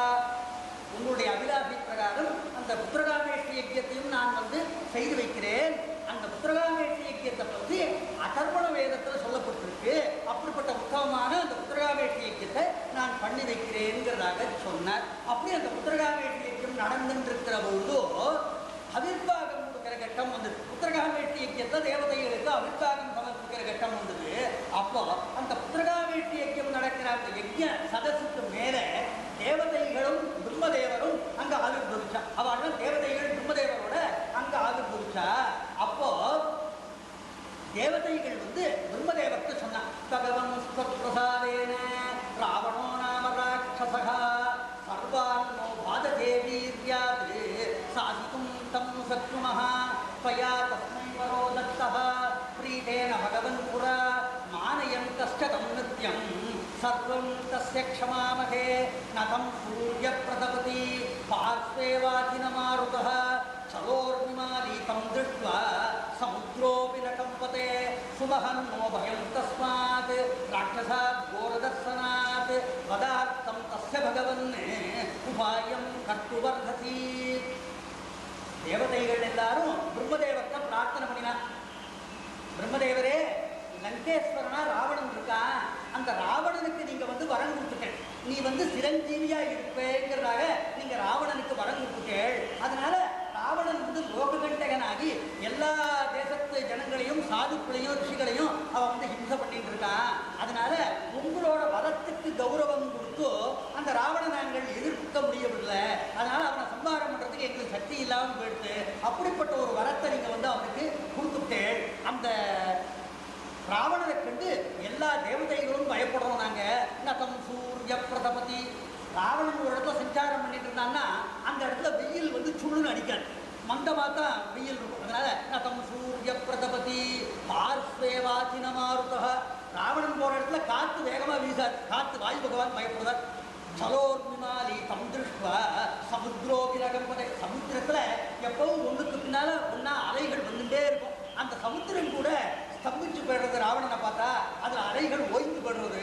அதனால நீங்க இப்படி வரத்தை தவறாக அவங்களுக்கு கொடுத்ததுனால நாங்க எல்லாரும் சிரமப்படுறோம். உங்களுடைய வரத்துக்கு கௌரவம் கொடுத்து அவனுடைய இந்தைகளை நாங்கள் சகித்து கொண்டிருக்கிறோம். அதனால வரத்தை கொடுத்தவர் நீங்களாம். அதனால நீங்களே தான் அவனுடைய மரணத்துக்கு ஏதாவது ஒரு உபாயத்தை தீர்மானம் பண்ணணும்னு தேவதைகள்லாம் பிரம்மதேவத்தை பிரார்த்தனை பண்ணினா. அப்படி பிரார்த்தனை பண்ணினோன்னு பிரம்மதேவர் சொன்னார், தேவதைகளே கவலைப்படாதீங்க, என்ன பண்றது, என்னை குறித்து அவன் தபஸ் பண்ணினான். ஒரு கர்மாவை சத்கர்மாவை ஓட்டா பண்ணாக்க அவளுக்கு பலனை கொடுக்கணும்னு சாஸ்திரம் இருக்கு. அதனால அவன் என்னை குறித்து தபஸ் பண்ணினதுனால அவனுக்கு பலனை கொடுத்துட்டேன். ஆனாலும் அவன் வரம் கேட்டதுல ஒரு சுவாரஸ்யம் இருக்கு. அதனால அவனுக்கு மரணங்கிறது சம்பவிக்கும்னு தேவதைகளை பார்த்துனாள். தேன கந்தர்வயக்ஷாணாம் தைத்ய தானவரக்ஷசாம் அவத்யோஸ்மீதி பாகுப்தா ததே துஷ்கம் சதன்மயா நாகீர்த்தயதவக்யானான் தத்ரக்ஷோ மாம்சாம்ஸ்ததா தஸ்மாத் ச மாம்சாத்வத்யஹ மிருத்யுர்நான்யோஸ்ய வித்யதே. ராவணன் வந்து நான் மரணம் இல்லாதவனா இருக்கணும், சிரஞ்சீவியா இருக்கணும்னு அவன் என்கிட்ட வரம் கேட்டான். அப்படி கேட்கிற போது அவன் என்ன பண்ணினா, எனக்கு தேவதைகள்னால மரணம் வரப்படாது, கந்தர்வர்கள்னால மரணம் வரப்படாது, சித்தர்கள்னால மரணம் வரப்படாதுன்னு எல்லார்ட்டேருந்து மரணம் வரப்படாதுன்னு கேட்டான். ஆனா மனுஷர்களை ரொம்ப அல்பமா அவன் நினைச்சிட்டான். அதனால ஒரு மனுஷனால எனக்கு மரணம் வரப்படாதுன்னு அவன் பிரார்த்தனை பண்ணல. அதனால ஒரு மனுஷன் மூலமாக அவனுக்கு மரணம்ங்கிறது சம்பவிக்கிறதுக்கு வாய்ப்பு இருக்கு. அதனால நீங்கள் எல்லாம் கவலைப்படாதீங்களோடு பிரம்மதேவர் வந்து தேவதைகளை ஆஸ்வாதப்படுத்தினார். அப்ப பிரம்மதேவர் ஆஸ்வாதப்படுத்திட்டு இருக்கிற போது அந்த இடத்துல ஒரு பெரிய ஆச்சரியம் ஒன்று நடந்ததுன்னாள் வால்மீகி. ஏதஸ்மின்னந்தரே விஷ்ணுः உபயாதோ மகாத்யுதிः சங்கசக்கரகடாபாணிः பீதவாசா ஜெகத்பதிः. அந்த இடத்துல பீதாம்பரதாரியாக சதுர்புஜங்களோட சங்கசக்கர கதாபாணியாக ஸ்ரீமன் நாராயணன் அந்த தேவதையுடைய கோஷ்டியில ஆவிர்வவிச்சார். அவனால பிரத்யட்சமானார்னு சொன்னார். இதுல ஒரு சுவாரஸ்யம் என்ன பண்ணிருக்காங்கன்னா, ஏதஸ்மின்னந்தரே இந்த சமயத்தில் ஸ்ரீமன் நாராயணன் ஆவிர்வவிச்சார். ஏதஸ்மின் அந்தரேங்கிறதுக்கு இந்த சமயத்தில், இந்த சுவாரஸ்யமான சமயத்தில் அர்த்தம். அது என்ன சுவாரஸ்யமான சமயம்னு ஸ்ரீ கோவிந்தராஜர் வியாக்கியானத்திலையும் கவிஸ்லோகி வியாக்கியானத்திலையும் அந்த ரசத்தெல்லாம் அனுபவிச்சிருக்கார். பகவான் அவதாரம் பண்றதுக்கு 3 காரணம்: சிஷ்ட பரிபாலனம், துஷ்ட நிகிரகம், தர்ம சம்ஸ்தாபனம். கீதையில பகவான் சொல்றார், யதா யதாஹி தர்மஸ்ய க்ளானிர்பவதி பாரத அபியுத்தான அதர்மஸ்ய ததாத்மானம் சுஜாமிகம்.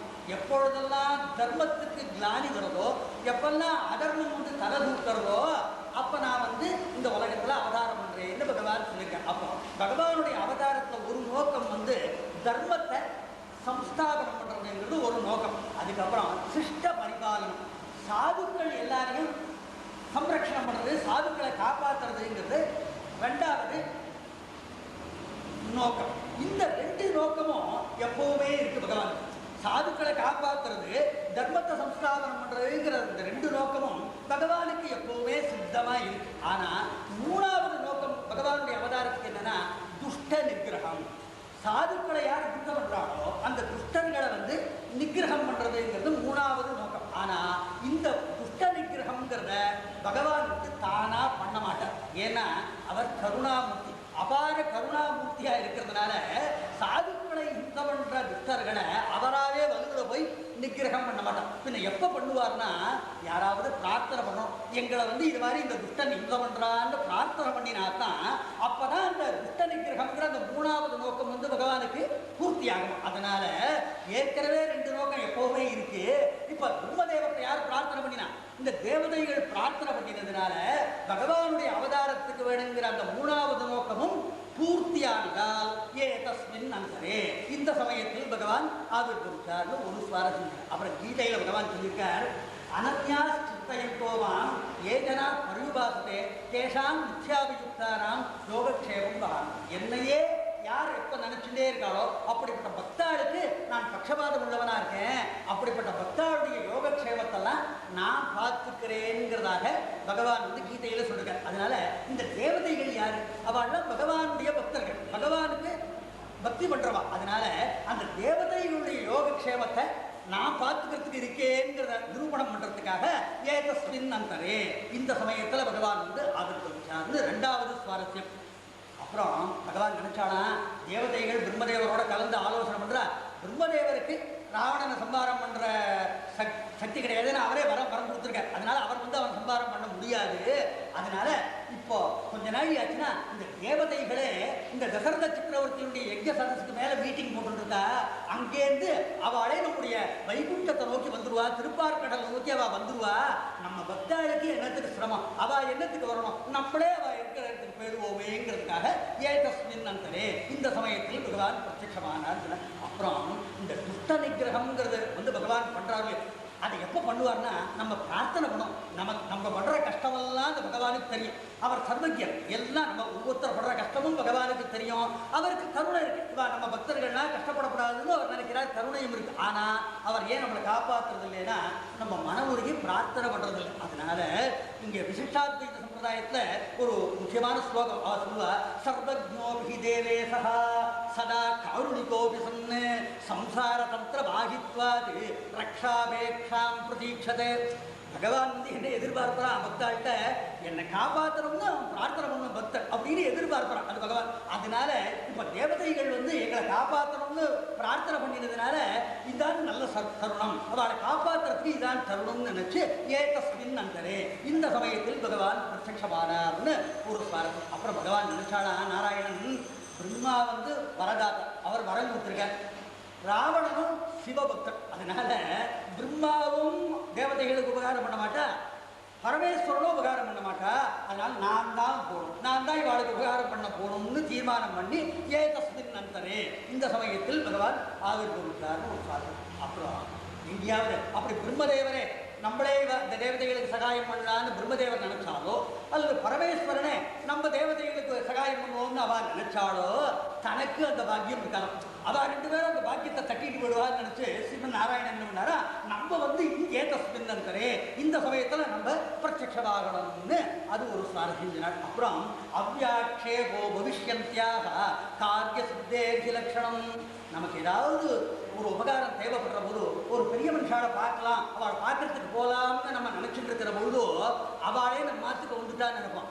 அப்ப என்ன சொல்லுவோம் நம்ம, அடாடா கும்பிட போன தெய்வம் குறுக்க வந்தது மாதிரி இருக்கு, உங்களோட உபகாரத்துக்கு தான் உங்காத்துக்கு வரலான்னு நீங்களே வந்துட்டு, அதனால என்னோட காரியம் சித்தியாக போகுதுன்னு அர்த்தம். அதனால இப்ப தேவதைகள் என்ன நினைச்சா, யாராவது நமக்கு உபகாரம் பண்ண மாட்டாளான்னு நினைச்சுட்டு இருக்கிற பொழுது பகவானே வலுவில் வந்ததுனால அவளுக்கு காரிய சித்தி ஏற்பட போகுதுன்னு காளிதாசன் ரகுவம்சத்தை சொன்ன. அவ்யாக்ஷேபோ பவிஷ்யந்தியாக காரிய சித்தேர்கி லட்சணம்.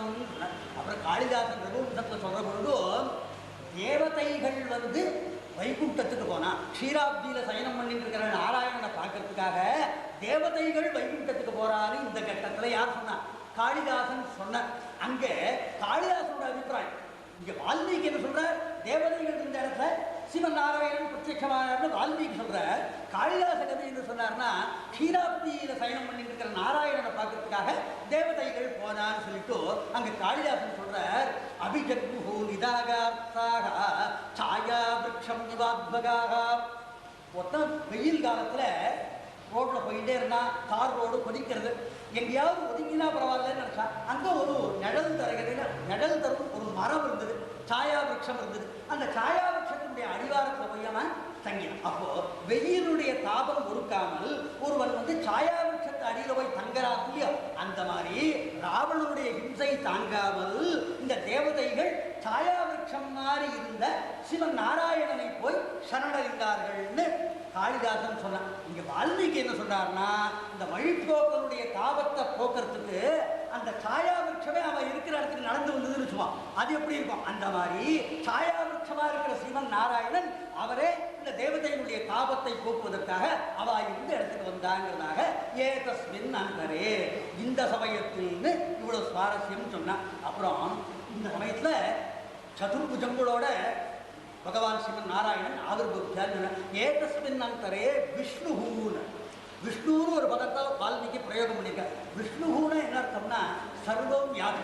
விஷ்ணுனா எல்லா இடத்தையும் வியாபிச்சிருக்க. அப்ப என்ன அர்த்தம்? இந்த தேவதைகள் பிரம்மதேவர் சந்திச்சாலும் இல்லையா, அவ இருந்த அந்த யஜ்ய சதஸ்லயும் யார் இருக்கா? சிவன் நாராயணன் எப்பவுமே இருக்க. இவ முன்னால பிரத்யட்சமாகி ஆவிர்பவிக்கிறதுக்கு முன்னாலேயும் அதே யஜ்ய சதஸ்ல அப்பிரத்யட்சமா அவ்வியக்தமாக அரூபியாக அந்த இடத்துல அவர் இருந்திருந்தார்கள். அந்தர்வகிஷ்டதத் சர்வம் வியாபிய நாராயணஸ்திதா, எல்லா இடத்தையும் வியாபிச்சு இருக்கார். ரூபம் இல்லாமல் இருந்தார். அப்படி ரூபம் இல்லாமல் சரீரம் இல்லாமல் இருந்த அந்த விஷ்ணு இப்ப என்ன பண்ணிவிட்டார்? பீதாம்பரன் அடியாக சதுர்புஜங்களோட அந்த தேவதைகள் கோட்டில பிரசன்னமான சரீரத்தை எடுத்துட்டார். அப்போ சரீரத்தை ஏன் எடுத்துட்டார்? பரோபகாரார்த்த விதம் சரீரம்னு அவன் நிரூபணம் பண்ணணும். ஒருத்தன் சரீரத்தை அடைஞ்சது புறத்தியாருக்கு உபகாரம் பண்றதுக்காகவே இந்த சரீரத்தை ஒருத்தர் எடுக்கணுமா. அதனால நான் இப்ப தேவதைகளுக்கெல்லாம் உபகாரம் பண்றதுக்காக இந்த சரீரத்தை எடுத்திருக்கேங்கிறத காமிக்கிறதுக்காக அந்த அவ்வியக்தரா இருக்கிற அந்த பரமாத்மா இப்ப எல்லார் முன்னாலேயும் சதுர்புஜங்களோட ஆவிர்பவிச்சாருங்கிற அந்த விஷ்ணுங்கிற அந்த பதத்தினால இதை சுவாரஸ்யத்தை சொன்னார். ஏதஸ்மின் அந்தரே விஷ்ணு உபயாதா. உபயாதகானக ரொம்ப கிட்டக்க வந்துட்டார். பிரம்மதேவரும் தேவதைகளும் இருக்கிற அந்த கோஷ்டியில அவ சமீபத்துல கிட்டக்க வந்துட்டார்னு அர்த்தம். என்ன தாத்பரியம்னா, சுவாமி நினைச்சாடா நம்ம கொஞ்சம் லேட்டா வந்தோம்னாக்க சில தேவதைகள் நம்மளை பார்க்கணும்னு வைகுண்டத்துக்கு போயிடுவா. இந்த மாதிரி முக்கியமான விஷயங்கள்ல எல்லாரையும் கலந்து ஆலோசனை பண்ணணும். அதனால சில தேவதைகள் எங்கேயா போயிட போறாளேங்கிறதுக்காக அந்த கூட்டம் கலைகிறதுக்கு முன்னால சுவாமியே அவளுடைய சபைக்கு வந்துட்டாள்னு ஒரு சுவாரஸ்யம். இன்னொரு சுவாரஸ்யம், சுவாமி வந்தது யாருக்குமே தெரியாது. அவ ஏதோ முக்கியமான விஷயத்தை பேசிட்டு இருக்கா, நம்ம போன அது இடைஞ்சலா இருக்குன்னு சொல்லிட்டு சுவாமி என்ன பண்ணா, இவ யாருக்கு தெரியாமல் அவர் வந்ததே யாருக்கு தெரியாது, அப்படி அந்த தேவதைகளுடைய ஓட்டியில ஆவிர்பவிச்சார்னு ஏதஸ்மின் அந்தரே விஷ்ணு உபயாதா. அப்புறம் மகாஜுதின அவர் பகவான் ஆவிர்பவிச்சு எல்லா தேவதைகள் முன்னாலும் இருக்கா. அவர் தேவதைகள் பார்க்கிறா, சுவாமி முகத்துல ஒரு அபரிமிதமான ஒரு ஆனந்தம். சுவாமி எப்பவுமே ஆனந்த ஸ்வரூபிதான். அதனால உபனிஷத்து இருக்கோ ஆனந்தோ பிரம்மே திவ்யஜானார், அவரே ஆனந்த ஸ்வரூபிதான். அதனாலதான் நம்ம நல்ல ஆனந்தத்தை அடைகிற போது அதை பிரம்மானந்தம் சொல்றோம். அப்போ ஆனந்த ஸ்வரூபி அந்த பரமாத்மா, அவரே பிரம்மானந்த ஸ்வரூபி. அப்படி ஆனந்த ஸ்வரூபியா இருக்கிற பரமாத்மாக்கும் இவ்வளவு நாளா முகத்துல ஒரே ஒரு வாட்டம் இருந்ததா, ஒரு கலக்கம் இருந்ததா. சுவாமிக்கே ஒரு கலக்கம் இருந்ததா. என்ன கலக்கம்? இந்த ராவணன் வந்து இவ்வளவு யுத்தம் பண்ணிட்டு இருக்கான் உலகத்துல எல்லாரையும், அவனை நிகிரகம் பண்ணியானும் ஒருத்தரும் பிரார்த்தனை பண்ண மாட்டேங்கிறாளே, ராவணனை சம்பாரம் பண்ணணும் ஒருத்தரும் பிரார்த்தனை பண்ண மாட்டேங்கிறாளேன்னு சொல்லி பரிபூர்ண ஆனந்த ஸ்வரூபியா இருக்கிற அந்த சிவன் நாராயணனுக்கும் முகத்துல ஒரே ஒரு வாட்டம் இருந்ததா, ஒரு ஏக்கம் இருந்ததா. இப்ப என்னாச்சுன்னா இந்த தேவதைகள் இப்ப பிரார்த்தனை பண்ணிட்டாளா, அதனால அந்த துக்கமும் நிவர்த்தி ஆயிடுது. அதனால மகாத்புதி பரிபூர்ண ஆனந்த ஸ்வரூபியாக அந்த பகவான் வந்து தேவதைகள் கோட்டில காட்சி எடுத்தாள். அப்புறம் எப்படி இருந்தார் அந்த பகவான்? சங்க சக்கர கதாபாணி பீதவாசா ஜெகத்பதி, பீதாம்பரதாரியாக சங்க சக்கர கதாபாணியாக ஆவிர்வவிச்சார். வலது மேல் கையில சுதர்சனம்ங்கிற சக்கரம், வலது கீழ்கையில கௌமோதகிங்கிற கதை, இடது மேல் கையில சார்ங்கம்ங்கிற தனுசு, இடது கீழ்கையில பாஞ்சஜன்யம்ங்கிற சங்கம், இவைகளோட சங்க சக்கர கதாபாணியாக சிவன் நாராயணன் ஆவிர்வவிச்சார். இப்போ இதை ஒரு சுவாரஸ்யம் என்னன்னா நம்ம கேட்கலாம், இந்த கூட்டத்தில் இந்த மீட்டிங்கில் இருக்கிறவாள்லாம் யாரு? எல்லாரும் இவரோட பக்தர்கள் தானே. தேவதைகள் இருக்கா, பிரம்மதேவர் இருக்கா, எல்லாரும் இவருடைய பக்தர்கள். இவாளுடைய கோஷ்டிக்கு வரபொழுதோ என்னத்துக்கு இந்த சங்கம் சக்கரம் கதை சார்கம் இது மாதிரி இந்த ஆயுதங்களெல்லாம் எடுத்துட்டு ஒரு மிலிட்ரி மேன் மாதிரி என்னத்துக்கு ஸ்ரீ சிவன் நாராயணன் இங்கே வரணும்னு நமக்கு சந்தேகம் இருக்கு. அதுக்கு ஸ்ரீ வைஷ்ணவ சம்பிரதாயத்தில் ரொம்ப அழகாக வியாக்கியானம் பண்ணுறாங்க. அவன் சொல்ற இது ரொம்ப பிரசித்தமான சொல்லும், பிரணதரக்ஷாயாம் விலம்பம் அசகன்னிவ சதா பஞ்சாயுதீம் பிப்ரது சன ஸ்ரீரங்கநாயகா. ஸ்ரீரங்கநாதர் வந்து இந்த திவ்யமான ஆயுதங்கள் சங்கம் சக்கரம் கதை சார்கம் எல்லாத்தையும் அவர் வச்சுட்டு இருக்காரா. ஸ்ரீரங்கநாதர் எதுக்கு வச்சுட்டு இருக்காருன்னா, அவரை சன்னதிக்கு வந்து பக்தாள் அவரை தரிசனம் பண்றாள் இல்லையோ, அப்படி தரிசனம் பண்ற பக்தாள் அவரை பார்க்கிற பொழுது அந்த பக்தாள் நினைக்கிறமா, நம்ம சுவாமி வந்து நம்மளை காப்பாற்றுறதுக்காகவே இந்த ஆயுதங்களை எப்பவும் வச்சுட்டு இருக்க, அதனால நமக்கு ஏதாவது ஒரு ஆபத்து வந்து சுவாமி பொருத்த மாட்டார், உடனே நம்மளை வந்து சம்ரட்சணம் பண்ணிடுவார்னு பக்தாளுக்கு ஒரு தைரியம் ஏற்படுவதற்காகவே எப்பவும் இந்த ஆயுதங்களை அவர் தரிச்சுக்கிட்டே இருக்கார். அதனால அவருடைய சுபாவம் அது. அதனால இந்த தேவதைகள் கோஷ்டிக்கு வரபொழுதும் அந்த ஆயுதங்களை எடுத்துன்னு வந்தாருங்கிறது ஒரு சுவாரஸ்யம் சொல்லியிருக்காங்க. அப்புறம் இன்னொரு சுவாரஸ்யம் என்னன்னா, இந்த தேவதைகளுடைய கோஷ்டிக்கு வந்துடுறார். தேவதைகள் பிரம்மதேவர் எல்லாரும் சேர்ந்து நாங்கள் வந்து இப்பவே போய் லங்கைக்கு ராவணனோட யுத்தம் பண்ண போறோம்னு ஒரு முடிவு எடுத்தானா, இந்த மீட்டிங் எங்க நடக்கிறது? உத்தரகாமேஷி யாகம் பண்ணிட்டு இருக்கிற தசரதனுடைய யஜ்ய சதசுக்கு மேல நடக்கிறது. இவர் வெறுங்கையோட வந்துட்டாருன்னா சுவாமி திரும்ப போய் வைகுண்டத்தில் போய் இந்த ஆயுதங்களை எடுத்துட்டு வரணும்னா ரொம்ப நாழி ஆயிடும். அதுக்காக அப்படி தேவதைகள் இப்பவே ராவணனோட யுத்தம் பண்ணணும்னு ஒரு முடிவெடுத்தாக்க நம்மகிட்ட ஆயுதங்கள் இருக்கட்டுவேங்கிறதுக்காக அப்படி வந்தார்னு ரெண்டாவது சுவாரஸ்யம் சொல்லுங்க. அப்புறம் மூணாவது சுவாரஸ்யம், இந்த தேவதைகள் பிரம்மதேவர் எல்லாரும் மீட்டிங் போடுறாங்கிறத தெரிஞ்சு லங்கேஸ்வரனா இருக்கிற ராவணனே அந்த இடத்துக்கு கொண்டுள்ளான். அப்படி அவனே வந்துட்டானா அவனோட யுத்தம் பண்றதுக்கு இந்த ஆயுதங்கள் வேணுங்கிறதுக்காக சங்க சக்கர விடாபாணிகி, அதனால அப்படி வந்து வந்தார்னு இன்னொரு சுவாரஸ்யம். அதுக்கப்புறம் ஸ்ரீ கோவிந்தராஜர் சுவாரஸ்யமாக நாலாவது வியாக்கியானம் பண்ணிடுற, சகல யுத்த பரிகரையே ஆகதா நது போஜன பரிகரை யுக்தா. அதாவது சகல யுத்த பரிகரையே ஆகதா நது போஜன பரிகரை யுக்தகான்னு இருக்கு. அதாவது சில பேர் சொல்லுவா, உங்க பொண்ணு கல்யாணத்துக்கு நான் 3 நாள் முன்னாலேயே வந்து எல்லா உபகாரமும் பண்றேன்னு சொல்லுவான். ஆனா திருவாங்கல்யாணம் நடக்கிற அந்த சமயத்துக்கு வருவான். அப்படி வரும்போது அவரை பார்த்து பொண்ணோட அப்பா சொல்லுவார், என்னடா கையை வீசிட்டு சாப்பிட்றதுக்கு வந்திருக்கியான்னு கேட்போம். அது மாதிரி சகல யுத்த பரிகரையே ஆகதா நது போஜன பரிகரை யுக்தா. இப்போ பகவான் பிரத்யட்சமான கட்டம் எந்த கட்டம்? அந்த புத்திரகாமேஷ்டி யஜ்யத்துல ஹவிர்பாகம் கொடுக்க போற கட்டம். ஹவிர்பாகங்கிறது தேவதைகளுக்கு நம்ம சமர்ப்பிக்கிற அன்னம். ஹவிர்பாகங்கிறது தேவதைகளுக்கு நாம் சமர்ப்பிக்கிற அன்னம். அந்த கட்டத்துல ஸ்ரீமன் நாராயணன் வர, அப்போ வெறுங்கையை வீசிட்டு வந்தா அந்த தேவதைகள் கேப்பா, நாங்க வந்து ராவணனை எப்படி சம்ஹாரம் பண்றதுன்னு நாங்க ரொம்ப கஷ்டப்பட்டு நாங்க யோஜனை பண்ணிட்டு இருக்கோம்.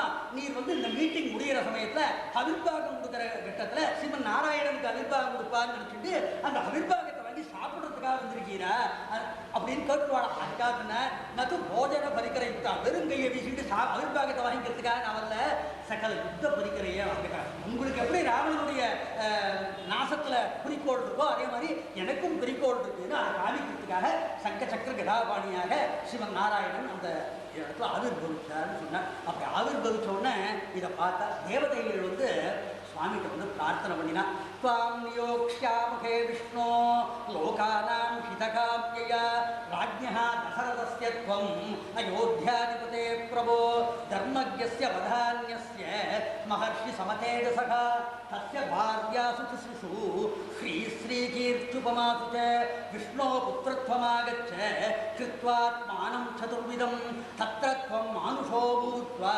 प्रवृद्धं लोककण्टकम् अवध्यं देवतैर्विष्णो समरे जहि रावणम्. தேவதைகள் சுவாமிகிட்ட வந்து பிரார்த்தனை பண்ணினாளா. என்ன சொன்னா, சுவாமி நீங்க தான் எங்களுக்கு வந்து ரட்சகரா, நீங்க தான் இருக்கணும்னு சொல்லி ததஸ்வாம் சரணம் கதாக. தேவதைகளா இருக்கிற நாங்கள் எல்லாரும் உங்களுடைய திருவடிகள்ல சாஷ்டாங்கமா விழுந்து சேவிச்சு நாங்கள் எல்லாரும் சரணாகதி பண்றோம்னு சொன்னாளா. ஸ்ரீ வைஷ்ணவ சம்பிரதாயத்துல சொல்லுவா, ஸ்ரீமத் ராமாயணம் தீர்க்க சரணாகதின்னு சொல்லுவா. இந்த ஸ்ரீமத் ராமாயணங்கிறது ஒரு பெரிய சரணாகதி சாஸ்திரம்னு சொல்லுவோம். இதில் பல சரணாகதி கட்டங்கள் இருக்கு. முக்கியமானது விபீஷண சரணாகதி. பல சரணாகதி கட்டங்கள் அடங்கி இருக்குன்னு சொல்லி அவ கணக்கு பண்ணி சொல்லியிருக்கா. அதுல இந்த தேவதைகள் ஸ்ரீமன் நாராயணன் பண்ணினது வந்து முதல் சரணாகதி கட்டம். அதனால ததஸ்வாம் சரணம் கதா, உங்கள்கிட்ட நாங்கள் சரணாகதி பண்ணி பிரார்த்தனை பண்றோம்னா என்ன பிரார்த்தனை பண்றாங்க, இந்த பூலோகத்துல இப்போ இந்த புத்திரகாமேஷ்டி யஜ்ஞம் பண்ணிட்டு இருக்காரு அயோத்தியில தசரத சக்கரவர்த்தி, அவருக்கு 3 பத்னிகள் இருக்கா. கௌசல்யை, சுமித்ரை, கைகேயின்னு 3 பத்னிகள் இருக்கா.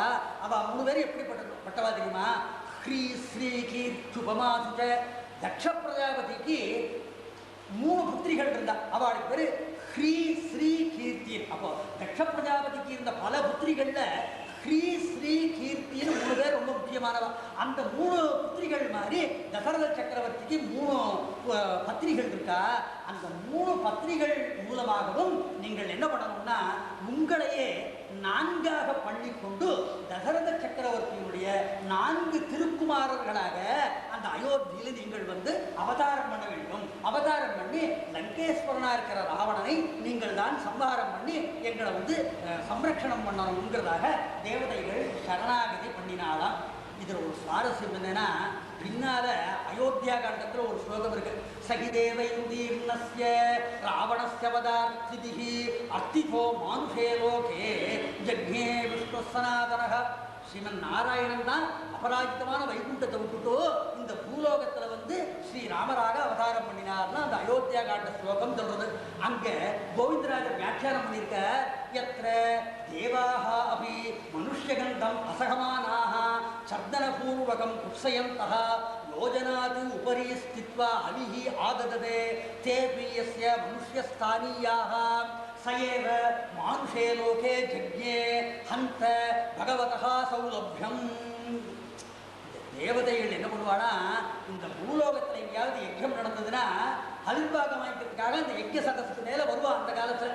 அப்படி அவிர்வாகம் வாங்கிக்கிறதுக்கு வந்த அந்த தேவதைகள் அந்த காலத்தில் அந்த யஜ்ய சதஸுக்கு கிட்டக்க வரமாட்டான், தள்ளி தான் நின்றுருப்பான். எவ்வளவு தூரம் தள்ளி இருப்பானாக்கா, இங்கே வியாக்கியானம் உள்ளார் கோவிந்தராஜர், யோஜனாத்து உபரி ஸ்தித்வா. ஒரு யோஜனைங்கிறது 8 மைல். 8 மைலுக்கு அகண்ட நின்று தான் அந்த அவிர்வாகத்தை வாங்கி பாடம். ஏன் அப்படின்னா, குத்ஸயந்தஹ, இந்த பூமி வந்து ரொம்ப பாபம் நிறைஞ்சது. பாபம் நிறைஞ்ச பாபகந்தம் உள்ள இந்த பூமியில நம்ம ஸ்பர்சம் அடைய பண்ணக்கூடாது, நம்ம திருவடி ஸ்பர்சம் அடையக்கூடாதுங்கிறதுக்காக தேவதைகள் இந்த பூமியில கால் வைக்கிறதுக்கு பூசராளாம் பார்ப்போம். அப்படி பூசி ஒரு யோஜனைக்கு அண்ணன் இருந்து அவிர்வாகத்தை வாங்குற அதே தேவதைகள் அவளை விட உத்கிருஷ்டரா இருக்கிற அந்த பரமாத்மாவை அந்த பூலோகத்துல அவதாரம் பண்ணணும்னு சொல்றாங்க. அப்போ இவா கால் வைக்க பூசுற அதே பூலோகத்துல பரமாத்மாவை அவதாரம் பண்ணணும்னு சொன்னாக்க அந்த தேவதைகள் சுயநலவாதிகள் இதுல தெரியுது. அதனால தேவதைகளுக்கு எப்பவுமே சுயநலம், சுயகாரியவாதிகள் தேவதைகள். அதனால அப்படிப்பட்ட தேவதைகள் இந்த பகவானை வந்து இப்போ பிரார்த்தனை பண்றாங்க, நீங்க பூலோகத்துல அவதாரம் பண்ணணும்னு. அதனால நாங்கள் பிரார்த்தனை பண்றதுனால எங்களை சமைச்சுக்கணும். ததஸ்வாம் சரணம் கதா, உங்களை தவிர வேற வழி கிடையாது. ஏன்னா பிரம்மதேவர் சொல்லிட்டார், ஒரு மனுஷனால தான் ராவணனை சம்ஹாரம் பண்ண முடியும்னு சொல்லியிருக்கிறதுனால நீங்க தான் இந்த பூலோகத்துல அவதாரம் பண்ணணுங்கிறதாக பிரார்த்தனை பண்ணினாள் இந்த தேவதைகள். இதுல ஒரு சுவாரஸ்யம் என்னன்னாக்க, கிருத்வாத்மானம் சதுர்விதம் பருவம். பூமியில அவதாரம் பண்றதே பெரிய கஷ்டமான காரியம். அதுல இன்னொன்று சொன்ன, உங்களையே நீங்க வந்து 4 பாகங்களாக பண்ணிக்கொண்டு 4 புத்திரர்களாக அவதாரம் பண்ணணும். இது எப்படி வரும்? இது இன்னும் ரொம்ப கஷ்டம். அதனால் நமக்கு சந்தேகம் வரும், பகவானால இது சாத்தியமா? ஒத்தரே 4 திருக்குமாரர்களாக அவதாரம் பண்ண முடியுமான்னு அதுக்கு சில சமாதானங்கள் சொல்லியிருக்காங்க. ஸ்ரீமத் பாகவதத்துல வத்சாபகார லீலைன்னு ஒன்று. அதுல ஒரு நாளைக்கு பகவான் ஸ்ரீகிருஷ்ணன் பிருந்தாவனத்துக்கு சஞ்சாரம் பண்ண போறார். அவரோட அந்த நந்தகோகுலத்துல எத்தனை பசுக்கள் இருந்ததோ, எவ்வளவு பேர் வீட்டுல எத்தனை கன்று குட்டிகள் இருந்ததோ எல்லாம் அந்த சுவாமியோட பிருந்தாவன சஞ்சாரத்துக்காக கிளம்புறார். அந்த நந்தகோகுலத்துல எவ்வளவு பேர் வீட்டுல கோபகுமாரர்கள் இருந்தாலோ எல்லாரும் பகவானோட இன்னைக்கு பிருந்தாவன கஷேத்திரத்துக்கு கிளம்புறார். அப்போ பிரம்மதேவர் என்ன பண்ண, பகவானுடைய அந்த சக்தியை நம்ம பரிசோதனை பண்ணி பார்க்கணும்னு சொல்லிட்டு இந்த பகவானோட வந்த அந்த கன்று குட்டிகள், அந்த தாய் பசுக்கள், அந்த கோபகுமாரர்கள் எல்லாரையும் பிரம்மதேவர் அழைச்சிட்டு விடுறார். அப்ப பார்த்தா பகவான் மட்டும் இருக்கார், வேற ஒற்றுமே இல்லை. அவர் நான் நினைச்சார் இன்னைக்கு சாயந்தரம் பிருந்தாவனத்துக்கு திரும்பி போனாக்க அவ அப்பா அம்மா வந்து கேட்பாளே, அந்த குழந்தைகளோட அப்பா அம்மா கேட்பாளே, அந்த கன்று குட்டிகள் பசுக்களோட சொந்தக்காரெல்லாம் வந்து நம்மளை கேட்பாளே, என்ன பதில் சொல்றதுன்னு சொல்லிட்டு சுவாமி என்ன பண்ணினார், யாவத் வத்சப வத்சகால்பகவபு யாவத் கராண்யாதிகம் யாவத் யக்தி விஷாடவேந்தலசிக்கு யாவத் திவூஷாம்பரம் யாவத் சீல குணாபிதா கிருதிவய யாவத் விஹாராதிகம் சர்வம் விஷ்ணுமயம் திரோங்கவதஜ சர்வஸ்வரூபோ பபௌ. என்ன பண்ணாரு சுவாமி, அத்தனை கன்று குட்டிகளாகவும் அத்தனை பசுமாடுகளாகவும் அத்தனை கோபகுமாரர்களாகவும் தானே ஆயிட்டாலும். அப்போ ஒவ்வொரு கோபகுமாரனும் என்ன உயரம் இருப்பானோ, ஒவ்வொருத்தனுக்கு கை கால்லாம் எப்படி பரிமாணம் இருக்குமோ, ஒவ்வொரு கன்று குட்டிக்கும் அந்த கை கால்கள்லாம் எப்படி இருக்குமோ, ஒவ்வொரு கோபகுமாரனும் கையில எந்த புல்லாங்குழலை வச்சுருந்தானோ, ஒவ்வொருத்தரும் எந்த பொங்கு வாத்தியத்தை வச்சுருந்தானோ, அப்படியே பகவான் ஒருத்தரே அவ்வளவு ரூபங்களை எங்க பரிகிரகம் பண்ணிட்டாள்னு ஸ்ரீமத் பாகவதம். அதனால சர்வசக்தரா இருக்கிற பகவானுக்கு எதுவுமே முடியாதுங்க. அதனால பகவான் ஒருத்தரே அவ்வளவு ரூபங்களை ஏற்கனவே எடுத்துட்டு இருக்கார். அது ஒரு விட்டத்துல. இன்னொரு சமயம் எப்போ அது மாதிரி ஆச்சுன்னாக்க, பிரகலாத சுவாமியை பார்த்து ஹிரண்யகசிபு கேட்டான், எஸ்வயா மந்தபாக்யோக்தோ மதன்யோ ஜெகதீஸ்வரஹ வாசௌ எதி சர்வத்ர கஸ்மாத் ஸ்தம்பேன திசரே. ஏண்டா உன்னுடைய இஷ்ட தெய்வமா இருக்கிற ஸ்ரீமன் நாராயணன் தூணிலும் இருப்பார் துரும்பிலும் இருப்பார்னு சொல்றேடா, இந்த முன்னால தெரிகிற இந்த தூண் இருக்கேடா, இந்த தூண்ல உன் ஸ்ரீமன் நாராயணன் இருக்காரான்னு கேட்டானா. அப்போ அவன் கேட்டுட்டான் ஹிரண்யகசிபு பிரகலாதரை பார்த்து. அப்போ நான் நினைச்சேன், இவன் இந்த தூணை பார்த்து தான் கேட்குறான், நாளைக்கு பிரகலாதன் சொல்ற இந்த தூண்ல என்ன, இந்த அரண்மனையில் இருக்கிற எல்லா தூண்லையும் என் சுவாமி இருக்காருன்னு சொல்லிடலாம் இந்த பிரகலாதன். அப்போ இவன் என்ன பண்ணுவான், எந்த தூணை வேணாலும் போய் உதைவான். அப்போ சுவாமி என்ன நினைச்சாளா, சத்தியம் விதாதும் நிஜபிருத்தியபாகிதம் யப்திலேஷு ஜத்மனஹ அதிருஷ்யதாத்யத்புத ரூபமுத்வஹன் ஸ்தம்பே சபாயாம் மிருகம் நமானுஷம் சொல்லி ஏதாவது ஒரு தூணை போய் அவங்க வச்சுட போறாங்கிறதுக்காக எல்லா தூண்கள்லையுமே ஸ்ரீ நிருசிம்மராக பகவான் இருந்தாங்க. அப்போ பகவான் சர்வசக்தரா இருக்கிறதுனால அவரை வந்து நீங்க ஒத்தரே உங்களை நான்காக பண்ணிக்கொண்டு 4 திருக்குமாரர்களாக அவதாரம் பண்ணணும்னு சொன்னதுல ஆச்சரியம் இல்லைன்னு ஒரு சமாதானம். இன்னொரு சமாதானம் என்னன்னாக்க திலகம் வியாக்கியானம், அது சோபகரணம் ஆத்மானம் இத்தியர்த்தா. அதாவது உங்களையே 4ஆ பண்ணிட்டு 4 குமாரர்களா அவதாரம் பண்ணணும் தேவதைகள் சொன்னதுல என்ன சுவாரஸ்யமா, பகவான் வந்து எப்பவுமே இந்த திவ்ய சின்னங்களை தரிச்சுட்டு இருக்காருன்னு நம்ம பார்த்தோம். எது பாஞ்சஜன்யம், சுதர்சன சக்கரம், இது எல்லாத்தையும் அவர் தரிச்சுருக்காரு. எப்பவுமே சேஷதல்பத்தில் சயனம் பண்ணிட்டு சேஷதாயிய பகவான். அப்போ பகவானோட எல்லாம் இதெல்லாம் சேர்ந்துருக்கு. எது இந்த பாஞ்சஜன்யம், சுதர்சன சக்கரம், இந்த ஆதிசேஷன் எல்லாரும் பகவானோடய இப்போ சேர்ந்திருக்காங்க. அதனால உங்களை 4ஆ பிரிச்சுக்கோங்கன்னு சொன்னதுல என்ன அர்த்தமா, திலக வியாக்கியானம் உங்களோட சேர்ந்த திவ்ய சின்னங்கள் இருக்கும் இல்லையோ அத்தனையோடையும் சேர்த்து உங்களை 4ஆ பிரிச்சுக்கோங்கன்னு சொன்னது சௌரியமாகப்படுது. அதனால பாத்ம புராணத்தை சொன்னாள், அந்நேத்யுஹு பஞ்சஜன்யாத்மா கைகேயாம் பரதோபவத் ததன்யேத்யுஹு சுமித்ராயாம் அனந்தாத்மா சலக்ஷ்மணः சுதர்சனாத்மா சத்ருக்னः த்வௌ ஜாதௌ யுகவத்யே. பாத்ம புராணம் சொல்லிட்டு அந்நேத்யுஹு பஞ்சஜன்யாத்மா கைகேயாம் பரதோபவத், கைகேயினுடைய புத்திராக பரதன் பிறந்தாரோ இல்லையா, அவர் யாருன்னாக்க அவர் பகவானுடைய அந்த பாஞ்சஜன்யம். பாஞ்சஜன்யம்ங்கிற அந்த சங்குதான் பரதசுவாமி அவதாரம் பண்ணிட்டு. ததன்யேத்யுஹு சுமித்ராயாம் அனந்தாத்மா சலக்ஷ்மணः, சுமித்ரைக்கு லக்ஷ்மணன் பிறந்தாரோ இல்லையா, அவர் யாருங்க, அவர் ஆதிசேஷனுடைய அவதாரம் சொன்னார். அப்புறம் சுதர்சனாத்மா சத்ருக்னः த்வௌ ஜாதௌ யுகபத்யே. சுமித்ரைக்கு நட்ட குழந்தைகள் பிறந்தது. ஒன்று வந்து லக்ஷ்மணன், இன்னொருத்தர் வந்து சத்ருக்னன். அவர் யாருங்க, அவர் வந்து இந்த சுதர்சன சக்கரம், இந்த சக்கரத்தாழ்வார் தான் சத்ருக்னனா அவதாரம் பண்ணினார்ன்றதாக தாத்பரியம். அதனால உங்களுடைய திவ்ய சின்னங்களோட கூடின உங்களை 4ஆக பண்ணிக்கொண்டு 4 புத்திரர்களாக அவதரிக்கணும்னு தேவதைகள் பிரார்த்தனை பண்ணார்னு திலக வியாக்கியானம். இப்போ நம்ம கேட்கலாம், தேவதைகள் அந்த சித்தங்களோட சேர்ந்து அவதாரம் பண்ணும்போது பிரார்த்தனை பண்ணாங்க சந்தேகமா இருக்கு. என்ன அதுக்கு சுவாரஸ்யம் என்ன சொல்லியிருக்காங்கன்னா, இந்த பகவானுடைய திவ்ய சின்னங்கள் இருக்கும், அந்த பகவானுடைய திவ்ய சின்னங்கள் சக்தியில பகவானுக்கு சமமா. அது எப்படி தெரியறதுன்னா, திருப்பாவையில ஆண்டாள் ஒரு பாசுரத்தை சொல்லியிருக்கா, ஞாலத்தை எல்லாம் நடுங்க முரல்வன பாலன வண்ணத்தும் பாஞ்சஜன்யமே. அதாவது இந்த பாஞ்சஜன்யம்ங்கிற அந்த சங்கோட ஒலியை கேட்டா சத்ருக்கள் எல்லாரும் பயப்படுவாங்க. சாதுக்களை யுத்த பண்ற அந்த சத்ருக்கள் எல்லாரும் பயப்படுவான்னு நடுங்குவா. அப்படி அந்த பாஞ்சஜன்யம்ங்கிறது இருந்ததுன்னா, அப்போ அந்த பாஞ்சஜன்யத்தினுடைய ஒலியினால சத்ருக்கள் நடுக்கிறார். பகவான் ஸ்ரீ நிருசிம்மன் அவதாரம் பண்ற பொழுது அவருடைய சிம்ம கர்ஜனையை கேட்டு ஹிரண்யகசிபு முதலான ராட்சசர்கள்லாம் நடுங்கினார். அதனால இந்த பகவானுடைய திவ்ய சின்னங்கள் இருக்கோங்க, அதெல்லாம் பகவானோட சமம். இதுல சக்தியில பகவானுக்கு அவைகள் சமம்னு சொன்னாங்க. அது மாதிரி இந்த சுதர்சன சக்கரம் இருக்கோங்க, அது ஜோதி ஸ்வரூபம். சுதர்சன சக்கரம்ன்றது அது ஜோதி ஸ்வரூபமா இருக்கிறதுனால பகவானுக்கு என்ன தேஜஸ் உண்டோ அதே தேஜஸ் இந்த சுதர்சன சக்கரத்துக்கு உண்டு. அதனால இந்த பகவானுடைய திவ்ய சின்னங்கள்லாம் பகவானுக்கு சமானமா இருக்கிற காரணத்தினால தேவதைகள் அப்படியும் பிரார்த்தனை பண்ணியிருக்கலாம்னு ஒரு சமாதானம் சொல்ற வழக்கம். இப்படி தேவதைகள் பிரார்த்தனை பண்ணிட்டா அப்ப சுவாமி என்ன பண்ணினா அவளுக்கு அபயப்பிரதானம் பண்ணினாராம். பயம் சஜதபத்ரம் வஹா ஹிதார்த்தம் உதிராவணம் சபுத்திரபௌத்திரம் சாமாத்யம் சமித்ர ஞாதிபாந்தவம் ஹத்வா கூரம் துராத்மானம் தேவர்ஷீணாம் பயாவகம் தசவர்ஷ சகஸ்ராணி தசவர்ஷ சதாரி ச வத்ஸ்யாமி மானுஷே லோகே பாலயன் பிருத்திவீமாம். தேவதைகளுக்கு அபயப்பிரதானம் முன்னாள் பகவான் கவலைப்படாதீங்கோ, நான் பூலோகத்தில் உங்கள் பிரார்த்தனைக்கு ஏற்ப நான் அவதரித்து அந்த ராவணனுடைய குலத்தை வேரோடு அறுத்துடுறேன். அந்த ராவனுடைய புத்திரன் பௌத்திரர்கள் பத்னிகள் எல்லாரையும் நான் சம்ஹாரம் பண்ணிடுறேன். அதனால அந்த அசுரகுலமே மிஞ்சாது. அப்படி நான் இந்த பூலோகத்தில் அவதாரம் பண்ணி 11,000 வருஷங்கள் நான் ராஜ்ய பரிபாலனம் பண்ணி தர்மத்தை சம்ஸ்தாபனம் பண்றேன்னு பகவான் அபயப்பிரதானம் பண்ணினார். அப்படி அபயப்பிரதானம் பண்ணின உடனே இப்ப தேவதைகளுடைய பிரார்த்தனையை நம்ம அங்கீகரிச்சுட்டோம்னு நினைச்சேன். அப்போ பகவானுடைய அந்த உற்சாகம் எப்படி இருந்ததுன்னா, தத பத்மபலாசாட்சா கிருத்வாத்மானம் சதுர்விதம் பிதரம் ரோச்சயாமாஸ ததா தசரதம் நிருபம்.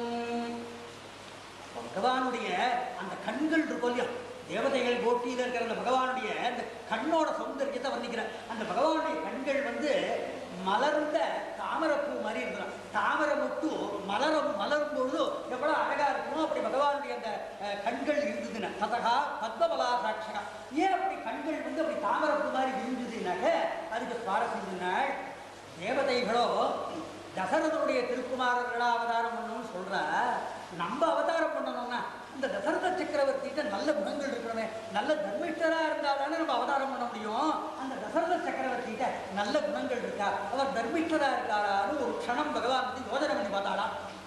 தசரதற்கு நல்ல கல்யாண குணங்கள் இருந்தது, தர்மிஷ்டரா இருந்தாலும். அப்படி நினைச்ச போது ஆக நல்ல பிதாரான் தசரதர்னு நினைச்ச போது சந்தோஷத்தினால அவருடைய கண்கள் தாமரப்பூ மாதிரி மலர்ந்து ஒரு சுவாரஸ்யம் சொன்னார். இன்னொரு சுவாரஸ்யம் ததகா பத்மபலாசாட்சா. சுந்தரகாண்டத்துல ஆஞ்சநேயர் தாயாரை போய் சந்திக்கிறார். அப்போ சீதாதேவிக்கு இவர் ராமதூதன் தானான்னு சந்தேகம் வருது. அப்போ சீதாதேவி கேட்கிறா ஆஞ்சநேயரை பார்த்து, கீதிருஷம் தஸ்ய சம்ஸ்தானம் ரூபம் தஸ்ய சகீதிருஷம் கதமூரு கதம் பாகு லக்ஷ்மணஸ்ய சங்கமே. ஆஞ்சநேயா, நீ ராமதூதன்னு சொல்லிக்கிற, நீ ராமரை பார்த்துருக்கியா? அப்படி ராமதூதன்னா அவரை நீ நிச்சயம் பார்த்துருப்ப. அவருடைய கை எப்படி இருக்கும், அவருடைய கால் எப்படி இருக்கும், இதெல்லாம் நீ சொல்லுன்னு கேட்குறா தாயார். ஏன் தாயார் கேட்டாராக்க, சுவாமி ராமரை ஒருத்தர் நேர பார்த்துருந்தானா முதல்ல வர்ணிக்கிற பொழுது அவருடைய கைகளையோ கால்களையோ வர்ணிக்க மாட்டான். முதல்ல எதை வர்ணிப்பானா ராமனுடைய அந்த நேற்ற சௌந்தரியத்தை, கண்களுடைய சௌந்தரியத்தை தான் வர்ணிப்பான். அதை எதிர்பார்த்து தாயார் அப்படி கேட்டா. இவர் ராமதூதர் தானாங்கிறத பரீட்சை பண்றதுக்காக உடனே ஆஞ்சநேய சுவாமி பதில் சொல்ற போது எப்படி ஆரம்பிச்சார், ராமஹா கமலபுத்திராட்சா பூர்ணச்சந்திர நிபானனகான்னு ஆரம்பிச்சார். அதாவது ஒரு தடாகத்தில் நிறைய ஜலம் இருக்குன்னு வச்சுப்போம். அந்த தடாகத்துல அலைகள் கரையில மோதிட்டு இருக்கும். அப்ப அலைகள் கரையில மோதும். அப்போ அந்த பிரதாகத்தினுடைய அலைகள் கரையில மோதுறது. அப்ப அந்த தடாகத்துல ஒரு தாமரப்பூ காத்துல அசைஞ்சதுன்னு வச்சுப்போம். அப்போ அலைகள் கரையில மோதுறது, அந்த தாமரப்பூ அழகா காத்துல அசையும். அதை பார்க்கறதுக்கு ரொம்ப அழகா இருக்கும். அந்த மாதிரி ராமனுடைய சரீரம் முழுக்க எப்படின்னா அது வந்து ஒரு சௌந்தர்ய பிரவாகம். ராமனுடைய சரீரம் முழுக்க ஒரு சௌந்தர்ய பிரவாகம். அதுல அந்த சௌந்தர்ய பிரவாகத்துல அந்த தாமரப்பு தடாகத்தை அசைகிற மாதிரி இந்த கண்கள் வந்து என்ன பண்ணிட்டு இருக்கு, எவச்சுட்டு இருக்கு. இந்த கண்கள் வந்து இமைத்து கொண்டே இருக்கு. இந்த கருவிழிகள் சஞ்சலம் அடைஞ்சிட்டு இருக்கு. அதனால இந்த கருவிழிகள் வந்து அந்த சஞ்சலம் அடைகிற அந்த தாமரப்பு மாதிரி அப்படிங்கிறதாக ஆஞ்சநேயர் சுவாமி சொன்ன இவர் ராமதூதன் தான் சீதாதேவி நிச்சயம் பண்ணாள். அப்ப இதே என்ன தெரிகிறது, சுவாமி ராமரை பார்த்த உடனே ஆஞ்சநேய சுவாமியை ரொம்ப கவர்ந்தது அவருடைய அந்த கண்களுடைய அந்த அழகு சௌந்தர்யம் தான் இவருடைய மனசை ஆகர்ஷிச்சது. யாரோட மனசுன்னா இந்த உலகத்துல எதை கண்டாலும் வெறுத்து நைஷ்டிக பிரம்மச்சாரியா இருந்தார். நைஷ்டிக பிரம்மச்சாரியா இருந்த ஆஞ்சநேயர் எதிலையுமே பற்றை வைக்காத அந்த ஆஞ்சநேய சுவாமியும் எது கவர்ந்தது, சுவாமியினுடைய அந்த கண்கள் வந்து கவர்ந்தது. அது மட்டும் இல்லை, கோபிகைகளோட பகவான் பிருந்தாவனத்துல ராசலீலையை பண்றது. அப்ப ராசலீலையை பண்ண கோபிகைகள் தேர்ந்து இந்த கண்கள் வந்து இமைத்து கொண்டே இருக்கு. இந்த கருவிழிகள் சஞ்சலம் அடைஞ்சிட்டு இருக்கு. அதனால இந்த கருவிழிகள் வந்து அந்த சஞ்சலம் அடைகிற அந்த தாமரப்பு மாதிரி அப்படிங்கிறதாக ஆஞ்சநேயர் சுவாமி சொன்ன இவர் ராமதூதன் தான் சீதாதேவி நிச்சயம் பண்ணாள். அப்ப இதே என்ன தெரிகிறது, சுவாமி ராமரை பார்த்த உடனே ஆஞ்சநேய சுவாமியை ரொம்ப கவர்ந்தது அவருடைய அந்த கண்களுடைய அந்த அழகு சௌந்தர்யம் தான் இவருடைய மனசை ஆகர்ஷிச்சது. யாரோட மனசுன்னா இந்த உலகத்துல எதை கண்டாலும் வெறுத்து நைஷ்டிக பிரம்மச்சாரியா இருந்தார். நைஷ்டிக பிரம்மச்சாரியா இருந்த ஆஞ்சநேயர் எதிலையுமே பற்றை வைக்காத அந்த ஆஞ்சநேய சுவாமியும் எது கவர்ந்தது, சுவாமியினுடைய அந்த கண்கள் வந்து கவர்ந்தது. அது மட்டும் இல்லை, கோபிகைகளோட பகவான் பிருந்தாவனத்துல ராசலீலையை பண்றது. அப்ப ராசலீலையை பண்ண கோபிகைகள் தேர்ந்து பகவான் அந்தர்தானம் ஆயிடுறான். அப்போ கோபிகைகள் சொல்றா, கிருஷ்ணா நீ வந்து மறைஞ்சுட்ட, உன்னையே நாங்கள் நினைச்சுட்டு இருக்கோம். அதனால நீ வந்து நினைக்காத, ஒருத்தனை வந்து கொல்லணும்னா அஸ்திர சஸ்திரங்கள்னாலதான் கொல்லலான்னு நீ நினைக்காத. உன்னோட பார்வையை நாங்கள் நினைக்கிற பொழுது, உன்னுடைய அழகான கண்களுடைய பார்வையை நினைக்கிற பொழுதோ உன்னோட பார்வையே எங்களை கொண்டுடும் போல் இருக்கு. அதனால எங்களை வந்து உன்னுடைய பார்வையினால, கண்களினுடைய அழகான பார்வையினால நீ வந்து எங்களை வதம் பண்ணிடப்படாது.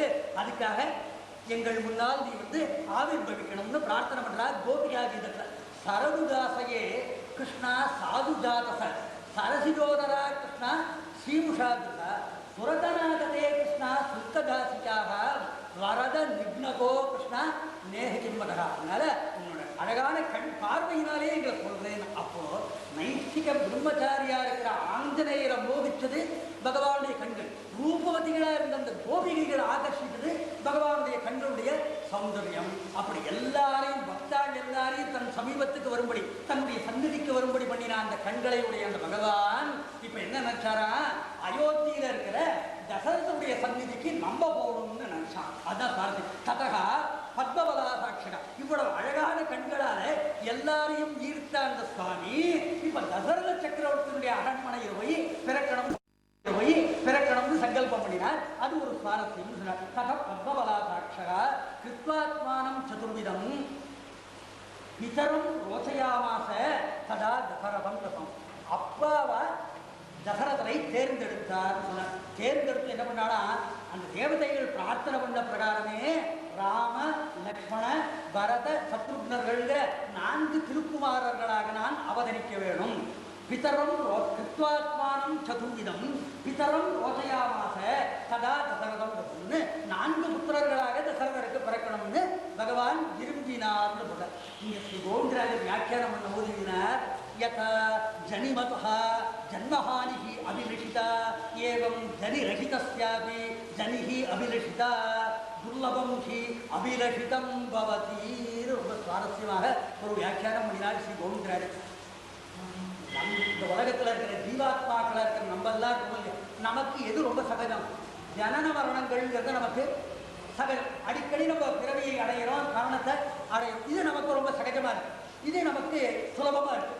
எது நமக்கு கஷ்டம், மோட்சம்ங்கிறது நமக்கு ரொம்ப துர்லபம். நமக்கெல்லாம் மோட்சம்ங்கிறது துர்லபமா இருக்கு. அதனால ஜீவாத்மாக்களா இருக்கிற நம்ம என்ன பிரார்த்தனை பண்றோம், நமக்கு சுலபமா இருக்கிற ஜனன மரணம் போகணும்னு நம்ம பிரார்த்தனை பண்றதுல எது கஷ்டமா இருக்கு, நமக்கு மோட்சம் கஷ்டமா இருக்கு. அதனால நம்மளாம் என்ன பிரார்த்தனை பண்றோம், நமக்கு மோட்சம் கிடைச்சா பரவாயில்லன்னு நம்ம நினைக்கிறோம். ஆனா சுவாமி எப்படிப்பட்டவர்னா, அவர் வந்து யதா ஜனி ரஹிதஸ்ய, பகவானுக்கு வந்து இந்த ஜனனம் மரணம்லாம் அவருக்கு கிடையாது. அவரை பற்றி சொல்ற போது உபனிஷத்துலாம் சொல்லும், நித்ய சுத்த புத்த முக்த ஸ்வபாவா. அவர் எப்பவும் முக்தர், நித்திய முக்தரா அவர் இருந்திருக்கார் பரமாத்மா. அதனால அவருக்கு எது சுலபம்? அவர் நித்திய முக்தரா எப்பவும் முக்தராகவே இருந்திருக்கார். அவருக்கு எது துர்லபம்? அவருக்கு எது கஷ்டம்? இந்த பூலோகத்தில் பிறக்கிறது அவதாரம்ங்கிறது அவருக்கு கஷ்டம். அதனால நம்மளாம் நமக்கு துர்லபமா இருக்கிற மோட்சத்தை எப்படி விரும்புகிறோமோ அது மாதிரி பகவான் என்ன பண்ணானா அவருக்கு துர்லபமா இருக்கிற இந்த ஜனனத்தை பகவான் வந்து விரும்பினார்னு ஒரு சுவாரஸ்யம். அதுல என்ன பண்ணா, யதா ஜனிரஹிதஸ்யாபி ஜனிஹி அபிலஷிதா ஏவம் ஜனிரஹிதஸ்யாபி ஜனிஹி அபிலஷிதா ஏ துர்லபம் ஹி அபிலஷிதம் பவதி. அதனால ஒருத்தர் என்ன பண்றார், மனசுல சங்கல்பம் பண்ணிக்கிறார், ஸ்ரீராமநவமி இன்னைக்கு எவ்வளவு பக்த கோடிகள் வந்தாலும் எல்லாருக்கும் சேர்ந்து நம்ம பானகத்தை கரைச்சு எல்லாருக்கும் விநியோகம் பண்ணணும்னு தீர்மானம் பண்ணிட்டார். அப்போ ஒருத்தர் வந்து சொன்னார், இப்போ வெள்ளம் நிறைய கிடைக்கிறது மார்க்கெட்ல, ஸ்ரீராமநவமி சமயத்துல வெள்ளம் வந்து கிடைக்காது, ஷார்டேஜ் வரும்னு சொல்றான்னு சொன்னாக்க இவர் என்ன பண்ணுவார், 1 கிலோ வெள்ளம் வாங்கி வைக்கணும்னு நினைச்சவர் உத்தரவு போடும், 1 கிலோவுக்கு பதிலாக 4 கிலோவா வாங்கி வச்சுருவாங்க. அதனால ஒரு வஸ்து வந்து துர்லபமா போறதுனாக்க அதை நம்ம என்ன பண்றோம், நிறைய வாங்கி ஸ்டாக் பண்ணிக்கிறோம். அது மாதிரி பகவானுக்கு இந்த ஜென்மாங்கிறது துர்லபமா இருக்கிறதுனால ஒரு புத்திரனுக்கு பதிலாக ராமலட்சுமண பரதசத்ருக்னர்கள்ங்கிற 4 புத்திரர்களாக அவதாரம் பண்ணுவோம்ன்றதாக பகவான் சுவாரஸ்யமா நினைச்சார்னு ஸ்ரீ கோவிந்தராஜர் வியாக்கியானம் பண்ணினார். அப்போ பகவான் என்ன பண்ணினார், அந்த தேவதைகளை பார்த்து கேட்டார், உபாயக்கோவதே தஸ்ய ராட்சசாதிபதே சுராக எம்மகம் தம் சமாஸ்தாய நிகன்யாம் ரிஷிகண்டகம். தேவதைகளே, நான் வந்து தசரத சக்கரவர்த்தியினுடைய திருக்குமாரன் அவதாரம் பண்ணா நான் தீர்மானம் பண்ணிட்டேன், என்ன உபாயத்தை பண்ணி அந்த ராவணனை சம்பாரம் பண்ணலாம்னு திரும்ப வந்து பகவான் வந்து தேவதைகளை கேட்டார். ஏன் அப்படி கேட்டானாக்க இதுல ஒரு சுவாரஸ்யம். ஏற்கனவே தேவதைகள் சொல்லிட்டா, நீங்க மனுஷனா பிறந்து ராவணனை சம்பாரம் பண்ணணும்னு ஏற்கனவே தேவதைகள் சொல்லிட்டா, திரும்ப எதுக்கு சுவாமி தேவதைகளை பார்த்து கேட்டானாக்க, அந்த மாதிரி பிரார்த்தனை பண்ணின அப்புறம் தேவதைகள்லாம் என்ன பண்ணிட்டாலாம், தலையை தொங்க போட்டுட்டா. எல்லா தேவதைகளும் தலையை தொங்க போட்டு பகவானை பார்க்கறதுக்கே அவளை பூசி. ஏன்னா நம்ம கால் வைக்க பூதுற அந்த பூலோகத்துல அவரை வந்து அவதாரம் பண்ணணும்னு சொல்லிவிட்டோம், இனி அவளுக்கு நெஞ்ச உறுத்திட்டு. அதனால மனசாட்சி உறுத்தினதுனால இந்த தேவதைகள்லாம் பேசாம இருந்தா. அப்போ அந்த தேவதைகள் இப்படி மனசு சஞ்சலம் அடையக்கூடாது, அவளை ஏதாவது பேச வைக்கணுங்கிறதுக்காக சுவாமி திரும்ப நீங்களே சொல்லும்போது அப்படி ஒரு கேட்டாலும் ஒரு சுவாரஸ்யம். அப்போ தேவதை சொன்னா, மானுஷம் ரூபமாஸ்தாய ராவணம் தேசம், மனுஷனாக நீங்க பிறந்து அந்த ராவணனை சம்பாரம் பண்ணலாம்னு தேவதைகள் சொன்னா. இவ்வளவு வித்தாந்தமும் எங்க நடந்ததுன்னா, அந்த தசரதனுடைய புத்திரகாமேஷ்டி யஜ்யம் நடக்கிற அந்த யஜ்ய சதஸுக்கு மேல இது நடந்தது. இது கீழே இருக்கிறவா ஒருத்தருக்கும் தெரியாது. அப்போ அந்த யஜ்ய சதஸ்ல ஒரு ஆச்சரியம் நடந்ததுன்னு சொன்னாள். ததோ வை யஜமானஸ்ய பாவகாத் அதுலப்ரவம் பிராதுர்பூதம் மஹத்பூதம் மகாவீர்யம் மகாப்ரவம் கிருஷ்ணம் ரக்தாம்பரதரம் ரக்தாஸ்யம் குந்துவிஸ்வனம் ஸ்னிக்தஹர்யக்ஷதம் ஸ்மஸ்ரு பிரவரமூர்தஜம் சுபலக்ஷண சம்பன்னம் திவ்யாவரணபூஷிதம் சைலசிங்க சமுத்சேதம் திருப்தசார்தூல விக்ரமம் திவாகர சமாகாரம் தீப்தானலசிகோபமம் தப்த ஜாம்பூரதமயீம் ராஜதாந்த பரிச்சதாம் திவ்ய பாயச சம்பூர்ணாம் பாத்ரீம் பத்னீமிவ பிரியாம் பிரகிருஷ்ய விபுலாம் தோர்யாம் ஸ்வயம் மாயாமயீம் இவ. 16 ரித்விக்குகள் இருக்கா, யஜ்ய சதஸ்ல பல பேர் இருக்கா, தசரத சக்கரவர்த்தி இருக்கா, அவருடைய பத்னிகள் இருக்கா. அப்போ அந்த புத்திரகாமேஷ்டி யஜ்யம் நடக்கிற அந்த யஜ்ய குண்டத்திலேருந்து ஒரு பூதாகாரமான ஒரு புருஷன் வந்து ஆவிர்வவிச்சார் சொல்றாங்க. எல்லாரும் என்ன சொல்லுவா, பாயச பூத்தம் வந்ததுன்னு சொல்லுவாங்க. ஆனா அது வந்து பாயச பூத்தம் இல்லை, பயங்கரமான ரூபம் உள்ள பாயச பூத்தம் இல்லை. அவர் யாருன்னா பூதாகாரமான ஒரு புருஷன் வந்து அந்த யஜ்ய சதஸ்லேருந்து ஆவிர்வவிச்சார். அவர் வந்து யஜ்ய குண்டத்திலேருந்து ஆவிர்வவிச்சார். ஆவிர்வவிச்சு அந்த யஜ்ய சதஸுக்கு மேல ஆகாசத்துல அவர் இருந்தார். அப்படி இருக்கிற பொழுதும் அவரை வந்து வர்ணனம் பண்ணினார். அவர் எப்படி இருந்தார்னா, கிருஷ்ணம் ரக்தாம்பரதரம், அவருடைய சரீரம் வந்து கருப்பா இருந்தது, ஒரு சகப்பு வஸ்திரத்தை தரிச்சுட்டு இருந்தார். அவருடைய முகம் வந்து சகப்பா இருந்தது, மகா பலிஷ்டரா இருந்தார், நல்ல வீரியம் இருக்கிறவரா இருந்தார், திருப்த சார்தூல விக்ரமம். அந்த யஜ்ய சதஸுக்கு மேலேருந்து தசரதர் இருக்கிற இடத்தை நோக்கி நடந்து வந்தார். அப்படி நடந்து வர பொழுது கம்பீரமா ஒரு புலி நடந்து வர மாதிரி அப்படி இருந்ததுனால் அவரை பார்க்கிற பொழுது சூரியன் மாதிரி தேஜஸ் இருந்தது, அக்னி பகவான் மாதிரி அவர்கிட்ட தேஜஸ் இருந்தது. சுப லட்சணங்களை உடையவராக இருந்தார். அதனால பூதம் மாதிரி இல்லை, அவர் பார்க்கறதுக்கு சுப லட்சண சம்பன்னம், நல்ல லட்சணங்களோடு கூடியவராக இருந்தார். திவ்யாபரண பூஷன், நல்ல அலங்காரம் பண்ணிட்டு வந்திருந்தார், சர்வாலங்கார பூஷிதராக இருந்தார்ன்றதா சொன்னார். அப்புறம் அவர் கையில பார்த்தாக்க சொர்ணமயமான ஒரு பாத்திரம், அந்த சொர்ணமயமான பாத்திரம் அதுக்கு மேல மூடி இருக்கும், மூடி வெள்ளியினால ஆனார். நம்ம கேட்கலாம், பாத்திரம் சொர்ணத்தினால ஆனதா இருக்கு, மூடி ஏன் வெள்ளியினால ஆனதுன்னாக்க விலை ஜாஸ்தி தங்கம்ங்கிறதுக்காக இல்லை. எதுக்காக அந்த மூடி வெள்ளியினால இருந்ததுன்னாக்க அந்த பாத்திரத்துக்குள்ள பாயசம் இருக்கு. யாரோட பாயசம்னா இந்த மும்மூர்த்திகள்னு விசேஷமா நம்ம சொல்றோம். பிரம்மா, விஷ்ணு, சிவன் சொல்றோம். பிரம்மா என்ன எல்லாரையும் சிருஷ்டி பண்றார், அதுதான் அவரோட வேலை. பரமேஸ்வரன் அந்திம காலத்துல எல்லாரையும் சம்ஹாரம் பண்றார், அவர் சம்ஹாரம் பண்றார். மகாவிஷ்ணு என்ன பண்ற, இந்த ஸ்திதி காலத்துல, இந்த பிரபஞ்சத்தினுடைய ஸ்திதி காலத்துல இந்த உலகத்துல இருக்கிற எல்லா பிரஜைகளையும் சம்ரக்ஷணம் பண்றார். அதனால அந்த ஸ்திதி காலத்துல எல்லாரையும் சம்ரக்ஷணம் பண்றார்.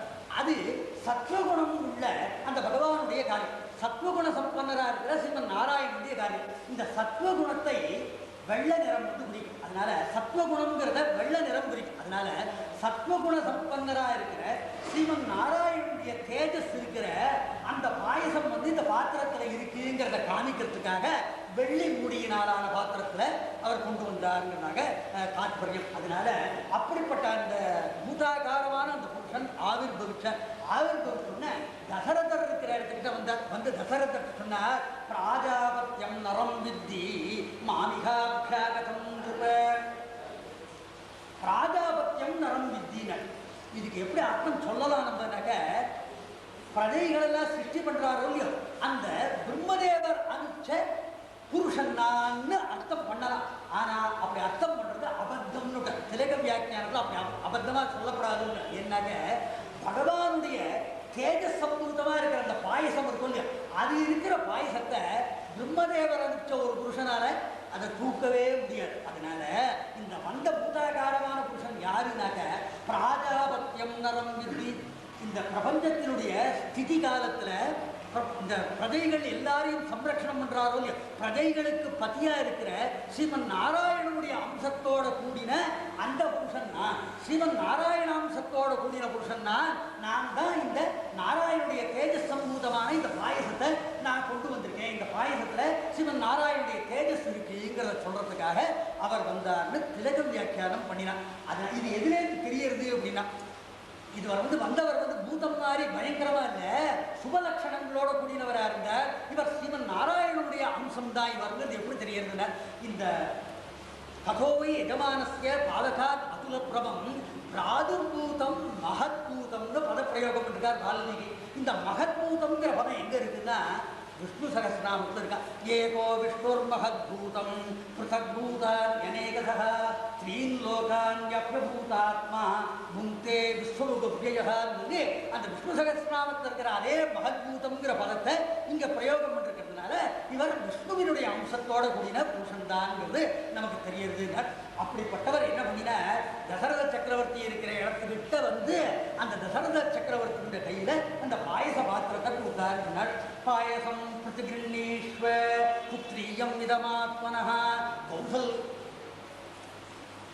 இதம் துர்வசார்தூல பாயசம் தேவநிர்மிதம் பிரஜாகரம் கிருகாணத்வம் தன்யம் ஆரோக்கியவர்தனம் பாரியாணாம் அனுரூபாணாம் அஸ்மீதேதி பிரயச்சவை தாசுத்வம் பிராட்சசே புத்திரானே யதர்த்தம் யஜசே நிருப இதம் துர்வசார்தூல பாயசம் தேவநிர்மிதம்னு தசரதா இந்த பாயச பாத்திரத்தை வாங்கிக்கோ, இதுல பகவானுடைய தேஜஸ் சம்பூதமான அந்த பாயசம் இருக்கு, இதை வாங்கி உன்னுடைய 3 பிரதான பத்திரிகளா இருக்கிற கௌசல்யை, சுமித்ரை, கைகை ஆகிய 3 பேருக்கும் இந்த பாயசத்தை விபாகம் பண்ணி கொடுங்கிறதாக அவர் சொன்னார்.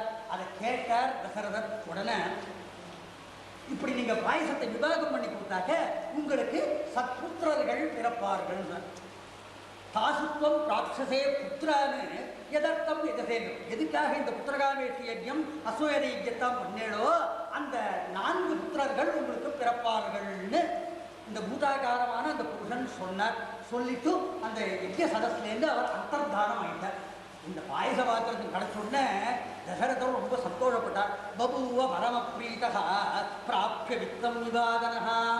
ஒருத்தன் சாப்பாட்டுக்கே ரொம்ப கஷ்டப்பட்டுருந்தான், அவனுக்கு லாட்ரி பிரைஸ் விழுந்ததுன்னா அவன் எவ்வளோ சந்தோஷப்படுவானா அந்த மாதிரி தசரதர் சந்தோஷப்பட்டார். ஏன்னா இவருக்கு ஒரு புத்திரன் இருந்தாலே போதும்னு நினைச்சவருக்கு 4 புத்திரர்கள் பிறப்பான்னு சொன்னு இவர் அடைஞ்ச ஆனந்தத்துக்கு அளவே இல்லைங்கிறதாக சொன்னார். உடனே தன்னுடைய 3 பத்னிகளையும் அந்தப்புறத்துக்கு அழைச்சிட்டு போய் இந்த பாயசத்தை விபாகம் பண்ணி கொடுக்க ஆரம்பிச்சார்.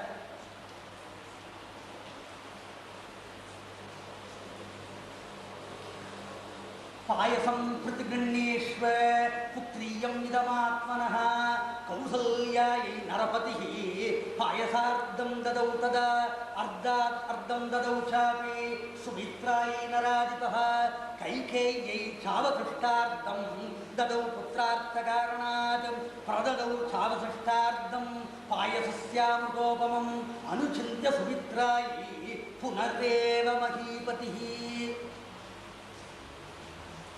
பாயசத்தை கொடுத்தது ரொம்ப ஆச்சரியம். ஸ்ரீ கோவிந்தராஜர் திலகர் அவ 2 பேருடைய வியாக்கியான பிரகாரம் கௌசல்யைக்கு அரபாகம் பாயசத்தை கொடுத்தார், சுமித்ரைக்கு 1/4 பாகம் பாயசத்தை கொடுத்தார், கைகேயிக்கு 1/4 பாகம் பாயசத்தை கொடுத்தார். இது கோவிந்தராஜ வியாக்கியானம், திலகர் வியாக்கியானம். முனிபாவ பிரகாசிகைங்கிற வியாக்கியானத்தில் கௌசல்யைக்கு அரபாகம் பாயசத்தை கொடுத்தார், சுமித்ரைக்கு 1/4 பாகம் பாயசத்தை கொடுத்தார், கைகேயிக்கு 1/4 பாகம் பாயசத்தை கொடுத்தார். காளிதாசர் ரகுவம்சத்தில் சொல்ற பொழுது கௌசல்யக்கு 1/4 பாகம் பாயசத்தை கொடுத்தார், சுமித்ரைக்கு அரபாகம் பாயசத்தை கொடுத்தார், கைகேயிக்கு 1/4 பாகம் பாயசத்தை. கதக வியாக்கியானம் அதுல கௌசல்யக்கு 1/4 பாகம் பாயசத்தை கொடுத்தார், சுமித்ரைக்கு 1/4 பாகம் பாயசத்தை கொடுத்தார், கைகேயிக்கு 1/4 பாகம் பாயசம். இன்னும் கணக்கு வந்தாலே குழந்தைகளுக்கு தலை சுத்த ஆரம்பிச்சிடும். அதனால இந்த பாயச விபாக கிட்டத்தை ஜாக்கிரதையாக கவனிச்சுட்டு வரணும். ஏன் இப்படிலாம் வியாக்கியானம் பண்ணினா மகான்கள்னா அது ரொம்ப சுவாரஸ்யமான விஷயம். கௌசல்யாயை நரபதிஹி பாயசார்த்தம் ததௌ ததா. கோவிந்தராஜ வியாக்கியானம், திலக வியாக்கியானம். மொத்தம் கிடைத்த பாயசம் ஒரு கொல்லியம். அந்த மொத்த பாயசத்துல கௌசல்யாயை நரபதிஹி பாயசார்த்தம் ததௌ ததா.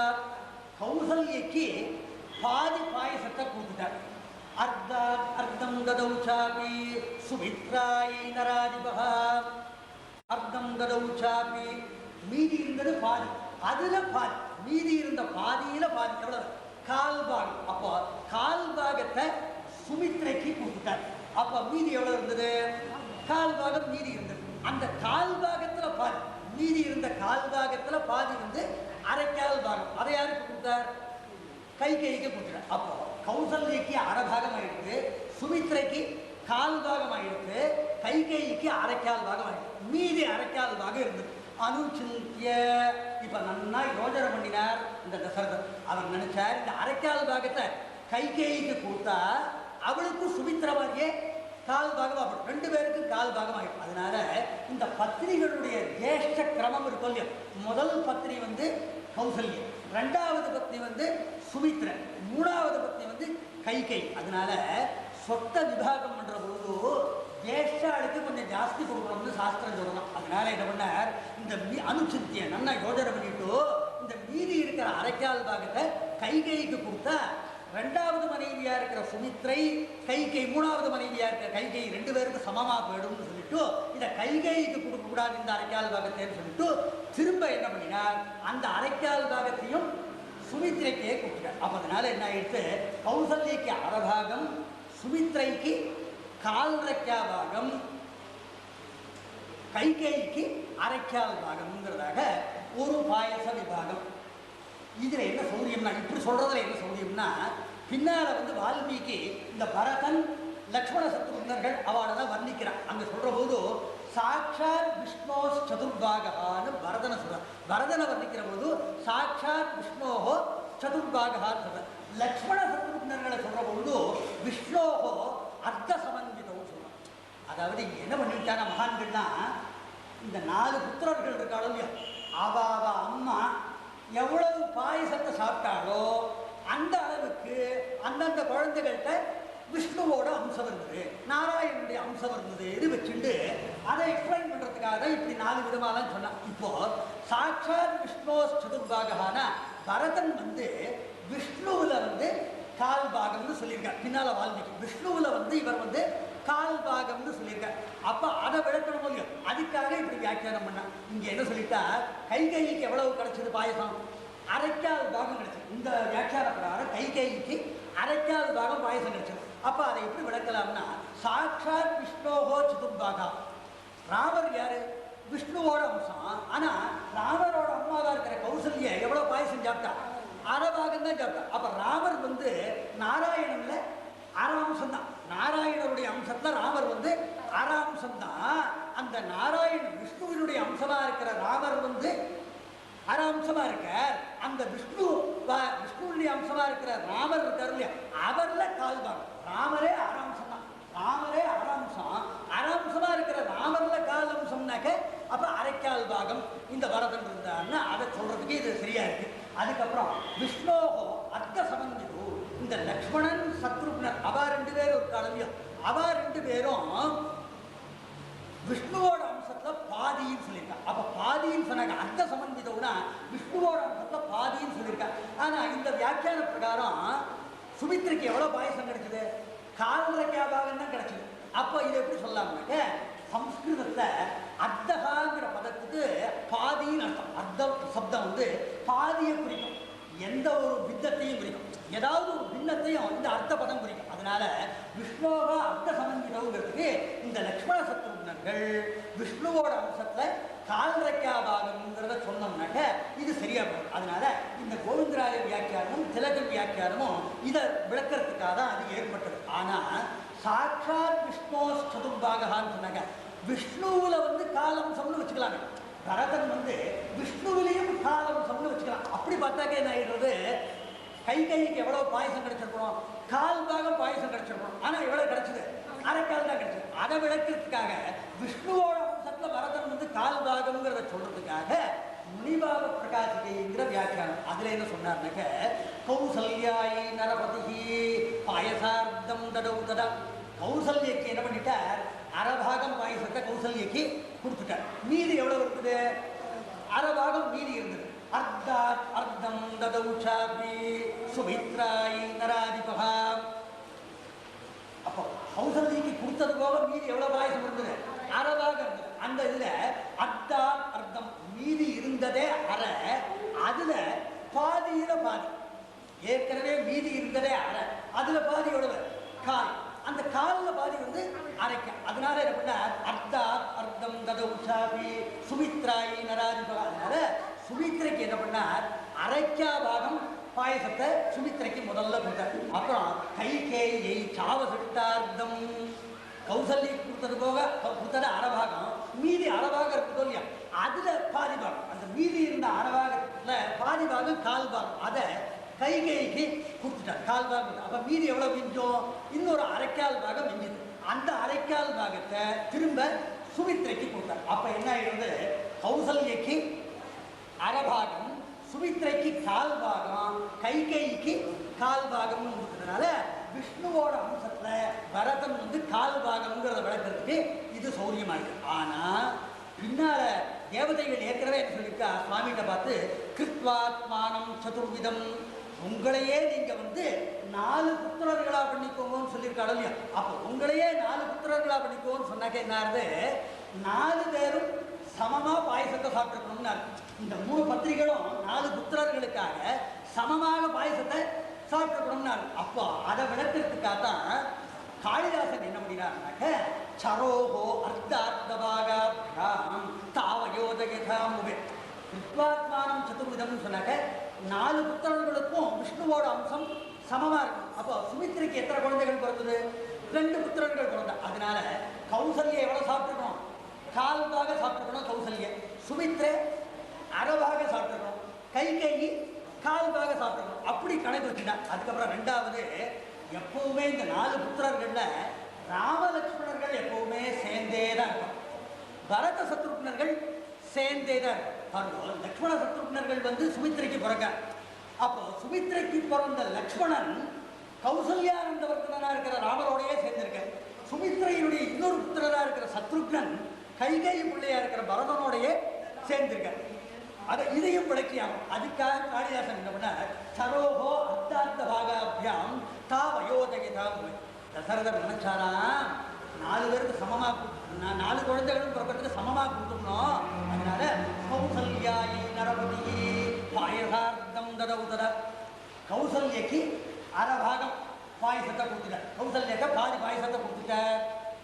அர்த்தாத் அர்த்தம் ததவுச்சாபி சுமித்ராயி நராதிபக, கௌசல்யக்கு பாதி பாயசம் கொடுத்தோன்னே கௌசல்யை பார்த்து சொன்னாங்க, கௌசல்யா உனக்கு பாதி பாகம் கொடுத்துருக்கேன், அதில் பாதி எடுத்துக்கோ, உனக்கு கிடைச்ச பாயசத்தை பாதியை எடுத்து சுமித்ரைக்கு நீ கொடுத்துருவோன்னு சொல்கிறாங்க. அதனால கௌசல்யா வாங்கிட்டது அரை பாகம், சுமித்ரைக்கு 4 பாகத்தை அவ கொடுத்துட்டா.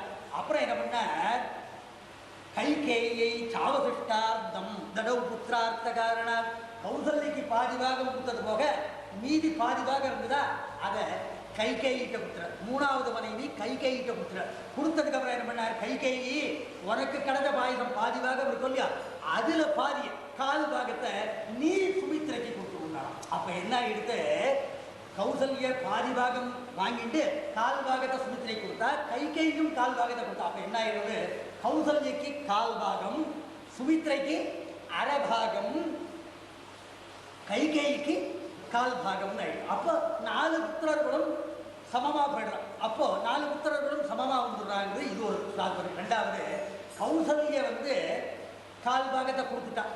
கைகேயி என்ன பண்ணா, அவளுக்கு கிடைச்ச பாயசம் பாதியில அவள் பாதியை சாப்பிட்டுட்டோம், 4 பாகத்தை சாப்பிட்டுட்டு சுமித்ரைக்கு கொடுக்குற வரைக்கும் சுமித்ரை காத்துட்டு இருந்தா. அதனால சுவாமி ராமர் பிறந்ததுக்கு அப்புறம் யார் பிறந்தா, கைகேயி முதல்ல பாயசத்தை கொடுத்துட்டதுனால 3வது மனைவியா இருக்கிற கைகேயிக்கு பரதன் முன்னால பிறந்துட்டார். அதுக்கப்புறம் சுமித்ரைக்கு லக்ஷ்மண சத்ருக்னர்கள் பிறந்தா.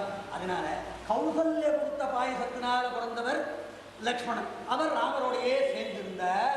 கைகேயி கொடுத்த பாயசத்தினால பிறந்தவர் சத்ருக்னர், அதனால பரத சத்ருக்னர்கள் சேர்ந்திருந்தாரு. ஆத்ம புராணத்தை சொல்ற பொழுது யுகம் பபூவதுஸ்தத்ர சுஸ்னிக்தௌ ராமலக்ஷ்மணௌ ததா பரத சத்ருக்னௌ பாயசாம் சபசாஸ்வதஹான்னு சொல்லி இதை எல்லாத்தையும் பண்ணிவிட்டா. இதுலேயும் ஒரு சிக்கல் வருது. என்னன்னாக்க, இப்போ 4 குழந்தைகளை உத்தேசிச்சு எல்லாரும் சமமா பாயசத்தை சாப்பிட்டாங்கிற மாதிரி வந்துருச்சுன்னா என்ன ஆகிடுறது, பின்னால பரதனை பற்றி வால்மீகி வர்ணிக்கிற பொழுது சர்வைஹி சம்திதோ குணைஹி, பரதன் ஒத்தந்தான் சுவாமி ராமருக்கு சமானமாக இருந்தான்னு சொல்றாங்க. லக்ஷ்மண சத்ருக்னர்களை பற்றி அப்படி சொல்லலை, பரதன் ஒத்தந்தான் சுவாமி ராமருக்கு சமானமாக கல்யாண குணங்களை உடையவனாக இருந்தான்னு வால்மீகி வர்ணிக்கிறார். இப்போ சொன்ன பிரகாரம் பார்த்தாக்க 4 பேருக்கு என்ன ஆகிடுறது, பாயசம் 4 பாகம் வந்துடுறது. அதனால எல்லாருமே சமமாக இருக்கும். ஆனால் பரதன் மட்டும்தான் ராமருக்கு சமானம்னு பின்னால வால்மீகி சொல்றார். அதை விளக்கிறதுக்காக தான் கதக வியாக்கியானம்ன்றது ஏற்பட்டது. அதுல சொன்னார், கௌசல்யாய் நரபதி பாயசார்த்தம் தரவுததா. கௌசல்யக்கு என்ன பண்ணிட்டார், முதல் மனைவியா இருக்கிற கௌசல்யக்கு அரை பாகம் பாயசத்தை தசரதர் கொடுத்தார். கொடுத்துட்டு என்ன பண்ணார், அர்த்தம் ததவுச்சாபி சுமித்ராய் நராதிபக, கௌசல்யக்கு கொடுத்தது எவ்வளவு, அரை பாகம். அவளுக்கு கிடைச்சதே அரை பாகம். அந்த அரை பாகத்துல பாதியில பாதிய சுமித்ரைக்கு கொடுங்க. அப்ப அரை பாகத்துல பாதியில பாதி எவ்வளவு, அரைக்கால் பாகம். அரை பாகத்துல பாதி 1/4 பாகம், அதுல பாதி அரைக்கால் பாகம். அப்ப அந்த அரைக்கால் பாகத்தை யாருக்கு சொன்னார், சுமித்ரைக்கு கொடுங்க. அப்போ எவ்வளவு மிஞ்சித்து கௌசல்யக்கு, 1/4 பாகம் கௌசல்யக்கு மிஞ்சித்து. சுமித்ரைக்கு எவ்வளவு கிடைச்சது, அரைக்கால் பாகம் கிடைச்சது. அதே மாதிரி என்ன பண்ணார், மீதி அரை பாகம் இருக்கும் இல்லையா, அதை கைகேயிக்கு கொடுத்தார். கைகேயிக்கு அந்த அரை பாகத்தை மீதியை கொடுத்துட்டு, நீ உனக்கு கிடைச்ச அரை பாகத்துல பாதியில பாதிய நீ சுமித்ரைக்கு கொடுங்க. அப்ப அவளுக்கு கிடைச்ச அரை பாகத்துல பாதியில பாதி அரைக்கால் பாகத்தை சுமித்ரைக்கு கொடுத்தா. அப்ப என்ன எடுத்து, கௌசல்யக்கு 1/4 பாகம், சுமித்ரைக்கு 1/4 பாகம், கைகேயிக்கும் 1/4 பாகம் இருக்கும். அப்ப அதனால பரதனும் சுவாமி ராமனும் 2 பேரும் எல்லா கல்யாண குணங்களிலும் சமமாக இருந்தாரு சொல்ல முடிகிறது. அதுக்கப்புறம் கைகேயி கொடுத்த பாயசத்தினால பிறந்தவர் சத்ருக்னன், கௌசல்ய கொடுத்த பாயசத்தினால பிறந்தவர் லக்ஷ்மணன் சொல்லி அந்த 4 குழந்தைகளும் இப்படி ராம லக்ஷ்மணர்களாக சேர்ந்திருந்தார். பரத சத்ருக்னர்களாக சேர்ந்திருந்தாங்கிற சொல்றதுக்கும் இது சௌரியமா இருக்குன்னு கதகம் வியாக்கியானத்தில் இந்த பாயச விவாகத்தை பற்றி சொன்னார். இதில் ஒரு சுவாரஸ்யம் என்னன்னா, இந்த பாயச பூதம் தசரதர் முன்னால் ஆவிர்வவிச்சு என்ன சொல்லியிருக்கலாம், யார் யாருக்கு எவ்வளவு கொடுக்கலாம்னு அவரே சொல்லியிருக்கலாம். ஆனால் சொல்லலை, பேசாம அந்தர்தானம் ஆயிட்டார். ஏன் அப்படின்னா, இந்த ராமாவதாரம் மித்த அவதாரங்கள் மாதிரி இல்லை. ராமாவதாரம் எப்படிப்பட்ட அவதாரம்னா, ராமோ விக்கிரகவான் தர்மஹா, ராமர் தர்மஸ்வரூபி. அதனால சுவாமி நினைச்சாள், நம்ம அப்பாவை கடைசி தடவையா பரீட்சை பண்ணினோம். அப்பா இந்த பாயசத்தை பத்திரிகளுக்கு கொடுக்குற பொழுது அந்த தேசக்கிரமத்தை அனுசரித்து கொடுக்குறாரான்னு பார்க்கணும். நல்லா யோஜனை பண்ணி தர்மிஷ்டரா சொத்த விவாகம்ன்ற போது தர்மிஷ்டரா இருந்து இதை கொடுக்குறாரான்னு பரிசோதனை பண்ணி பார்க்கணும்னு தசரத சக்கரவர்த்திக்கு கடைசி பரீட்சையா வச்சு இதை பாயசத்தை மட்டும் கொடுத்துட்டு போனார். யார் யாருக்கு எவ்வளவு கொடுக்கணும்னு சொல்லாமல் போயிட்டார் சுவாமிங்கிறது ஒரு சுவாரஸ்யம்.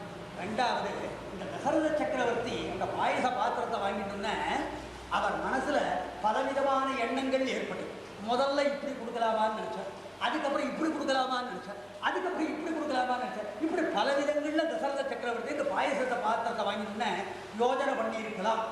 ஆனா கடைசியில எப்படி கொடுத்தாருங்கிறது நமக்கு தெரியாது. அது பகவானுக்கு தான் வெளிச்சம். கடைசியில எந்த விதமா அந்த பாயசத்தை விவாகம் பண்ணி கொடுத்தாருன்னு நம்மளால சொல்ல முடியாது. வால்மீகி ரொம்ப கெட்டிக்காரர். அவர் என்ன பண்ணினார்னா, ஒரு கவி அசடா இருந்தான்னா என்ன பண்ணுவான், முதல்ல தசரதர் இப்படி சிந்தனை பண்ணினார், அதுக்கப்புறம் இப்படி சிந்தனை பண்ணினார்னா ஸ்லோகம் எழுதுவார். வால்மீகி ரொம்ப கெட்டிக்காரர். அவர் என்ன பண்ணினார்னா, எப்படியெல்லாம் தசரதர் சிந்தனை பண்ணினாலோ எல்லாத்தையும் ஒரே ஸ்லோகத்திலே எழுதிவிட்டார். அந்த ஒரு ஸ்லோகத்துக்கே இவ்வளவு விதமான அர்த்தங்களையும் சொல்றபடியாக கெட்டிக்காரத்தனமா வால்மீகி எழுதிவிட்டார். பின்னால் வந்த வியாக்கியானக்காரர்கள் இருக்காலும் அவருடைய மனசுல பகவான் தசரதர் எப்படியெல்லாம் சிந்தனை பண்ணினார்னு வியாக்கியானம் பண்ணிடுவா மனசுல பகவான் இப்படி விதவிதமா வியாக்கியானம் பண்ணினாருங்கிறது சுவாரஸ்யம். ஆனா இதுல எப்படி வாஸ்தவமா தசரதர் கொடுத்தாருங்கிறத இன்னைக்கும் நம்மளால சொல்ல முடியாது. அது அந்த சர்வேஸ்வரனுக்கு தான் வெளிச்சம்ங்கிறது தாற்பயம். அதுக்கப்புறம் அந்த யஜ்ய சதஸ்ல இவ்வளவு நடந்துருக்கும். அந்த பாயசத்தை இந்த பத்திரிகைலாம் வாங்கிட்டார். ததஸ்துதா பிராஸ்ய ததுத்தமஸ்ரீய மஹீபதே உத்தம பாயசம் பிரதகே உதாசனாதித்ய சமான தேஜசோ சிரேண கர்ப்பான் பிரதிபேதிரே ததா ததஸ்து ராஜா பிரசமீக்ஷதாஸ்ரீய பிரரூಢ கர்ப்பா பிரதிலப்தமானசாः பபூவ கிருஷ்ணஸ்திரிதிவே யதா ஹரிஹி சுரேந்திர சுத்தர்ஷி கணாவிபூஜிதः. அந்த பத்திரிகள் 3 பேரும் அந்த பாயசத்தை வாங்கினான்னு சொன்னார். ததஸ்துதா பிராஸ்ய, அந்த 3 பத்திரிகளும் அந்த பாயசத்தை சாப்பிட்டான்னு 3 பேரும் அந்த பாயசத்தை பிராசனம் பண்ணினான்னு சொன்னார். பிராசனம் பண்ணின உடனே அவர்கள் 3 பேரும் கர்ப்பிணிகளா ஆனாள்னு சொன்னார். அதனால இதுலேருந்து என்ன தெரியுதுன்னா, இந்த பகவானுடைய ஸ்ரீ ராமாவதாரம்ங்கிறது அப்ராகிருதமான அவதாரம். அது நம்முடைய கிரகங்கள்ல சுக்கிர சோடிக்க சம்பந்தத்தினால எப்படி புத்திரோத்பத்தி ஏற்படுறதோ அப்படி பகவானுடைய அவதாரங்கிறது ஏற்படல. பகவானுடைய அவதாரத்தை சொல்ற போது மகான்கள் சொல்றா, இச்சா கிரகீதா விமதோ தேகா.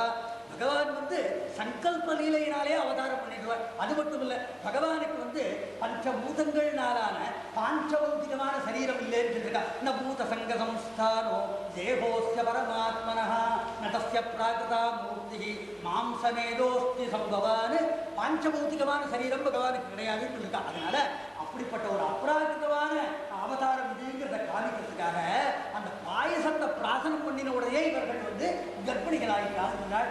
அந்த கர்ப்பிணிகளான உடனே அந்த பத்னிகளுடைய தேஜஸ் சூரியனுக்கு சமானமா இருந்தது, அக்னி பகவானுக்கு சமானமான தேஜஸ்விகளா ஆகிட்டான்னு சொன்னார். அதை பார்த்த உடனே அந்த தசரத சக்கரவர்த்தி ரொம்ப ஆனந்தம் அடைஞ்சாருங்கிறதாக இந்த ஸ்லோகத்தை சொன்னார். அப்புறம் ததஸ்து ராஜா பிரசமீக்ஷதாஸ்ரீய பிரரூಢ கர்ப்பா பிரதிலப்தமானசாः பபூவ கிருஷ்ணஸ்திரிதிவே யதா ஹரிஹி சுரேந்திர சுத்தர்ஷி கணாவிபூஜிதகான்னு சொல்லி அந்த தசரத சக்கரவர்த்தி தன் பத்திரிகளை கண்டு ரொம்ப ஆனந்தம் அடைஞ்சாள்னா. பபூவ கிருஷ்ணா ஸ்திரிதிவே யதா ஹரிஹின்னு சொன்னார். இங்கே ஒரு உபமையை சொன்னார், ஒரு திருஷ்டாந்தத்தை வால்மீகி சொன்னார். என்னன்னாக்க, தேவலோகத்துக்கு ஸ்ரீமன் நாராயணன் போற பொழுது அங்க தேவேந்திரன் மற்ற தேவதைகள்லாம் பகவானை அர்ச்சனம் பண்ற பொழுது, பகவானை பூஜை பண்ற பொழுது அந்த ஸ்ரீமன் நாராயணன் சொர்க்கலோகத்தில் எவ்வளவு சந்தோஷத்தை அடைவாரோ, தேவதைகள் பூஜையை ஏற்கும் பொழுதோ எவ்வளவு சந்தோஷத்தை ஸ்ரீமன் நாராயணன் அடைவாரோ அதே சந்தோஷத்தை தசரதரும் அடைஞ்சார். என்ன சுவாரஸ்யம்னா, யார் அந்த சுவாமி நாராயணன்? தசரதருக்கு புத்திரரா அவதாரம் பண்ண போறார். அதனால இவருடைய புத்திரரா இருக்கிற நாராயணன் என்ன சந்தோஷத்தை அடைஞ்சாரோ அதே சந்தோஷத்தை பிதாவா இருக்கிற தசரதரும் அடைஞ்சாருங்கிறதாக சொல்லி இந்த பாயச விபாக கட்டத்துடன் இன்றைய உபன்யாசம் பூர்த்தியாகிறது. மங்களம் கோசலேந்திராய மகனீய குணாப்தயே சக்கரவர்த்தி சர்முஜாய சார்வபௌமாய மங்களம்.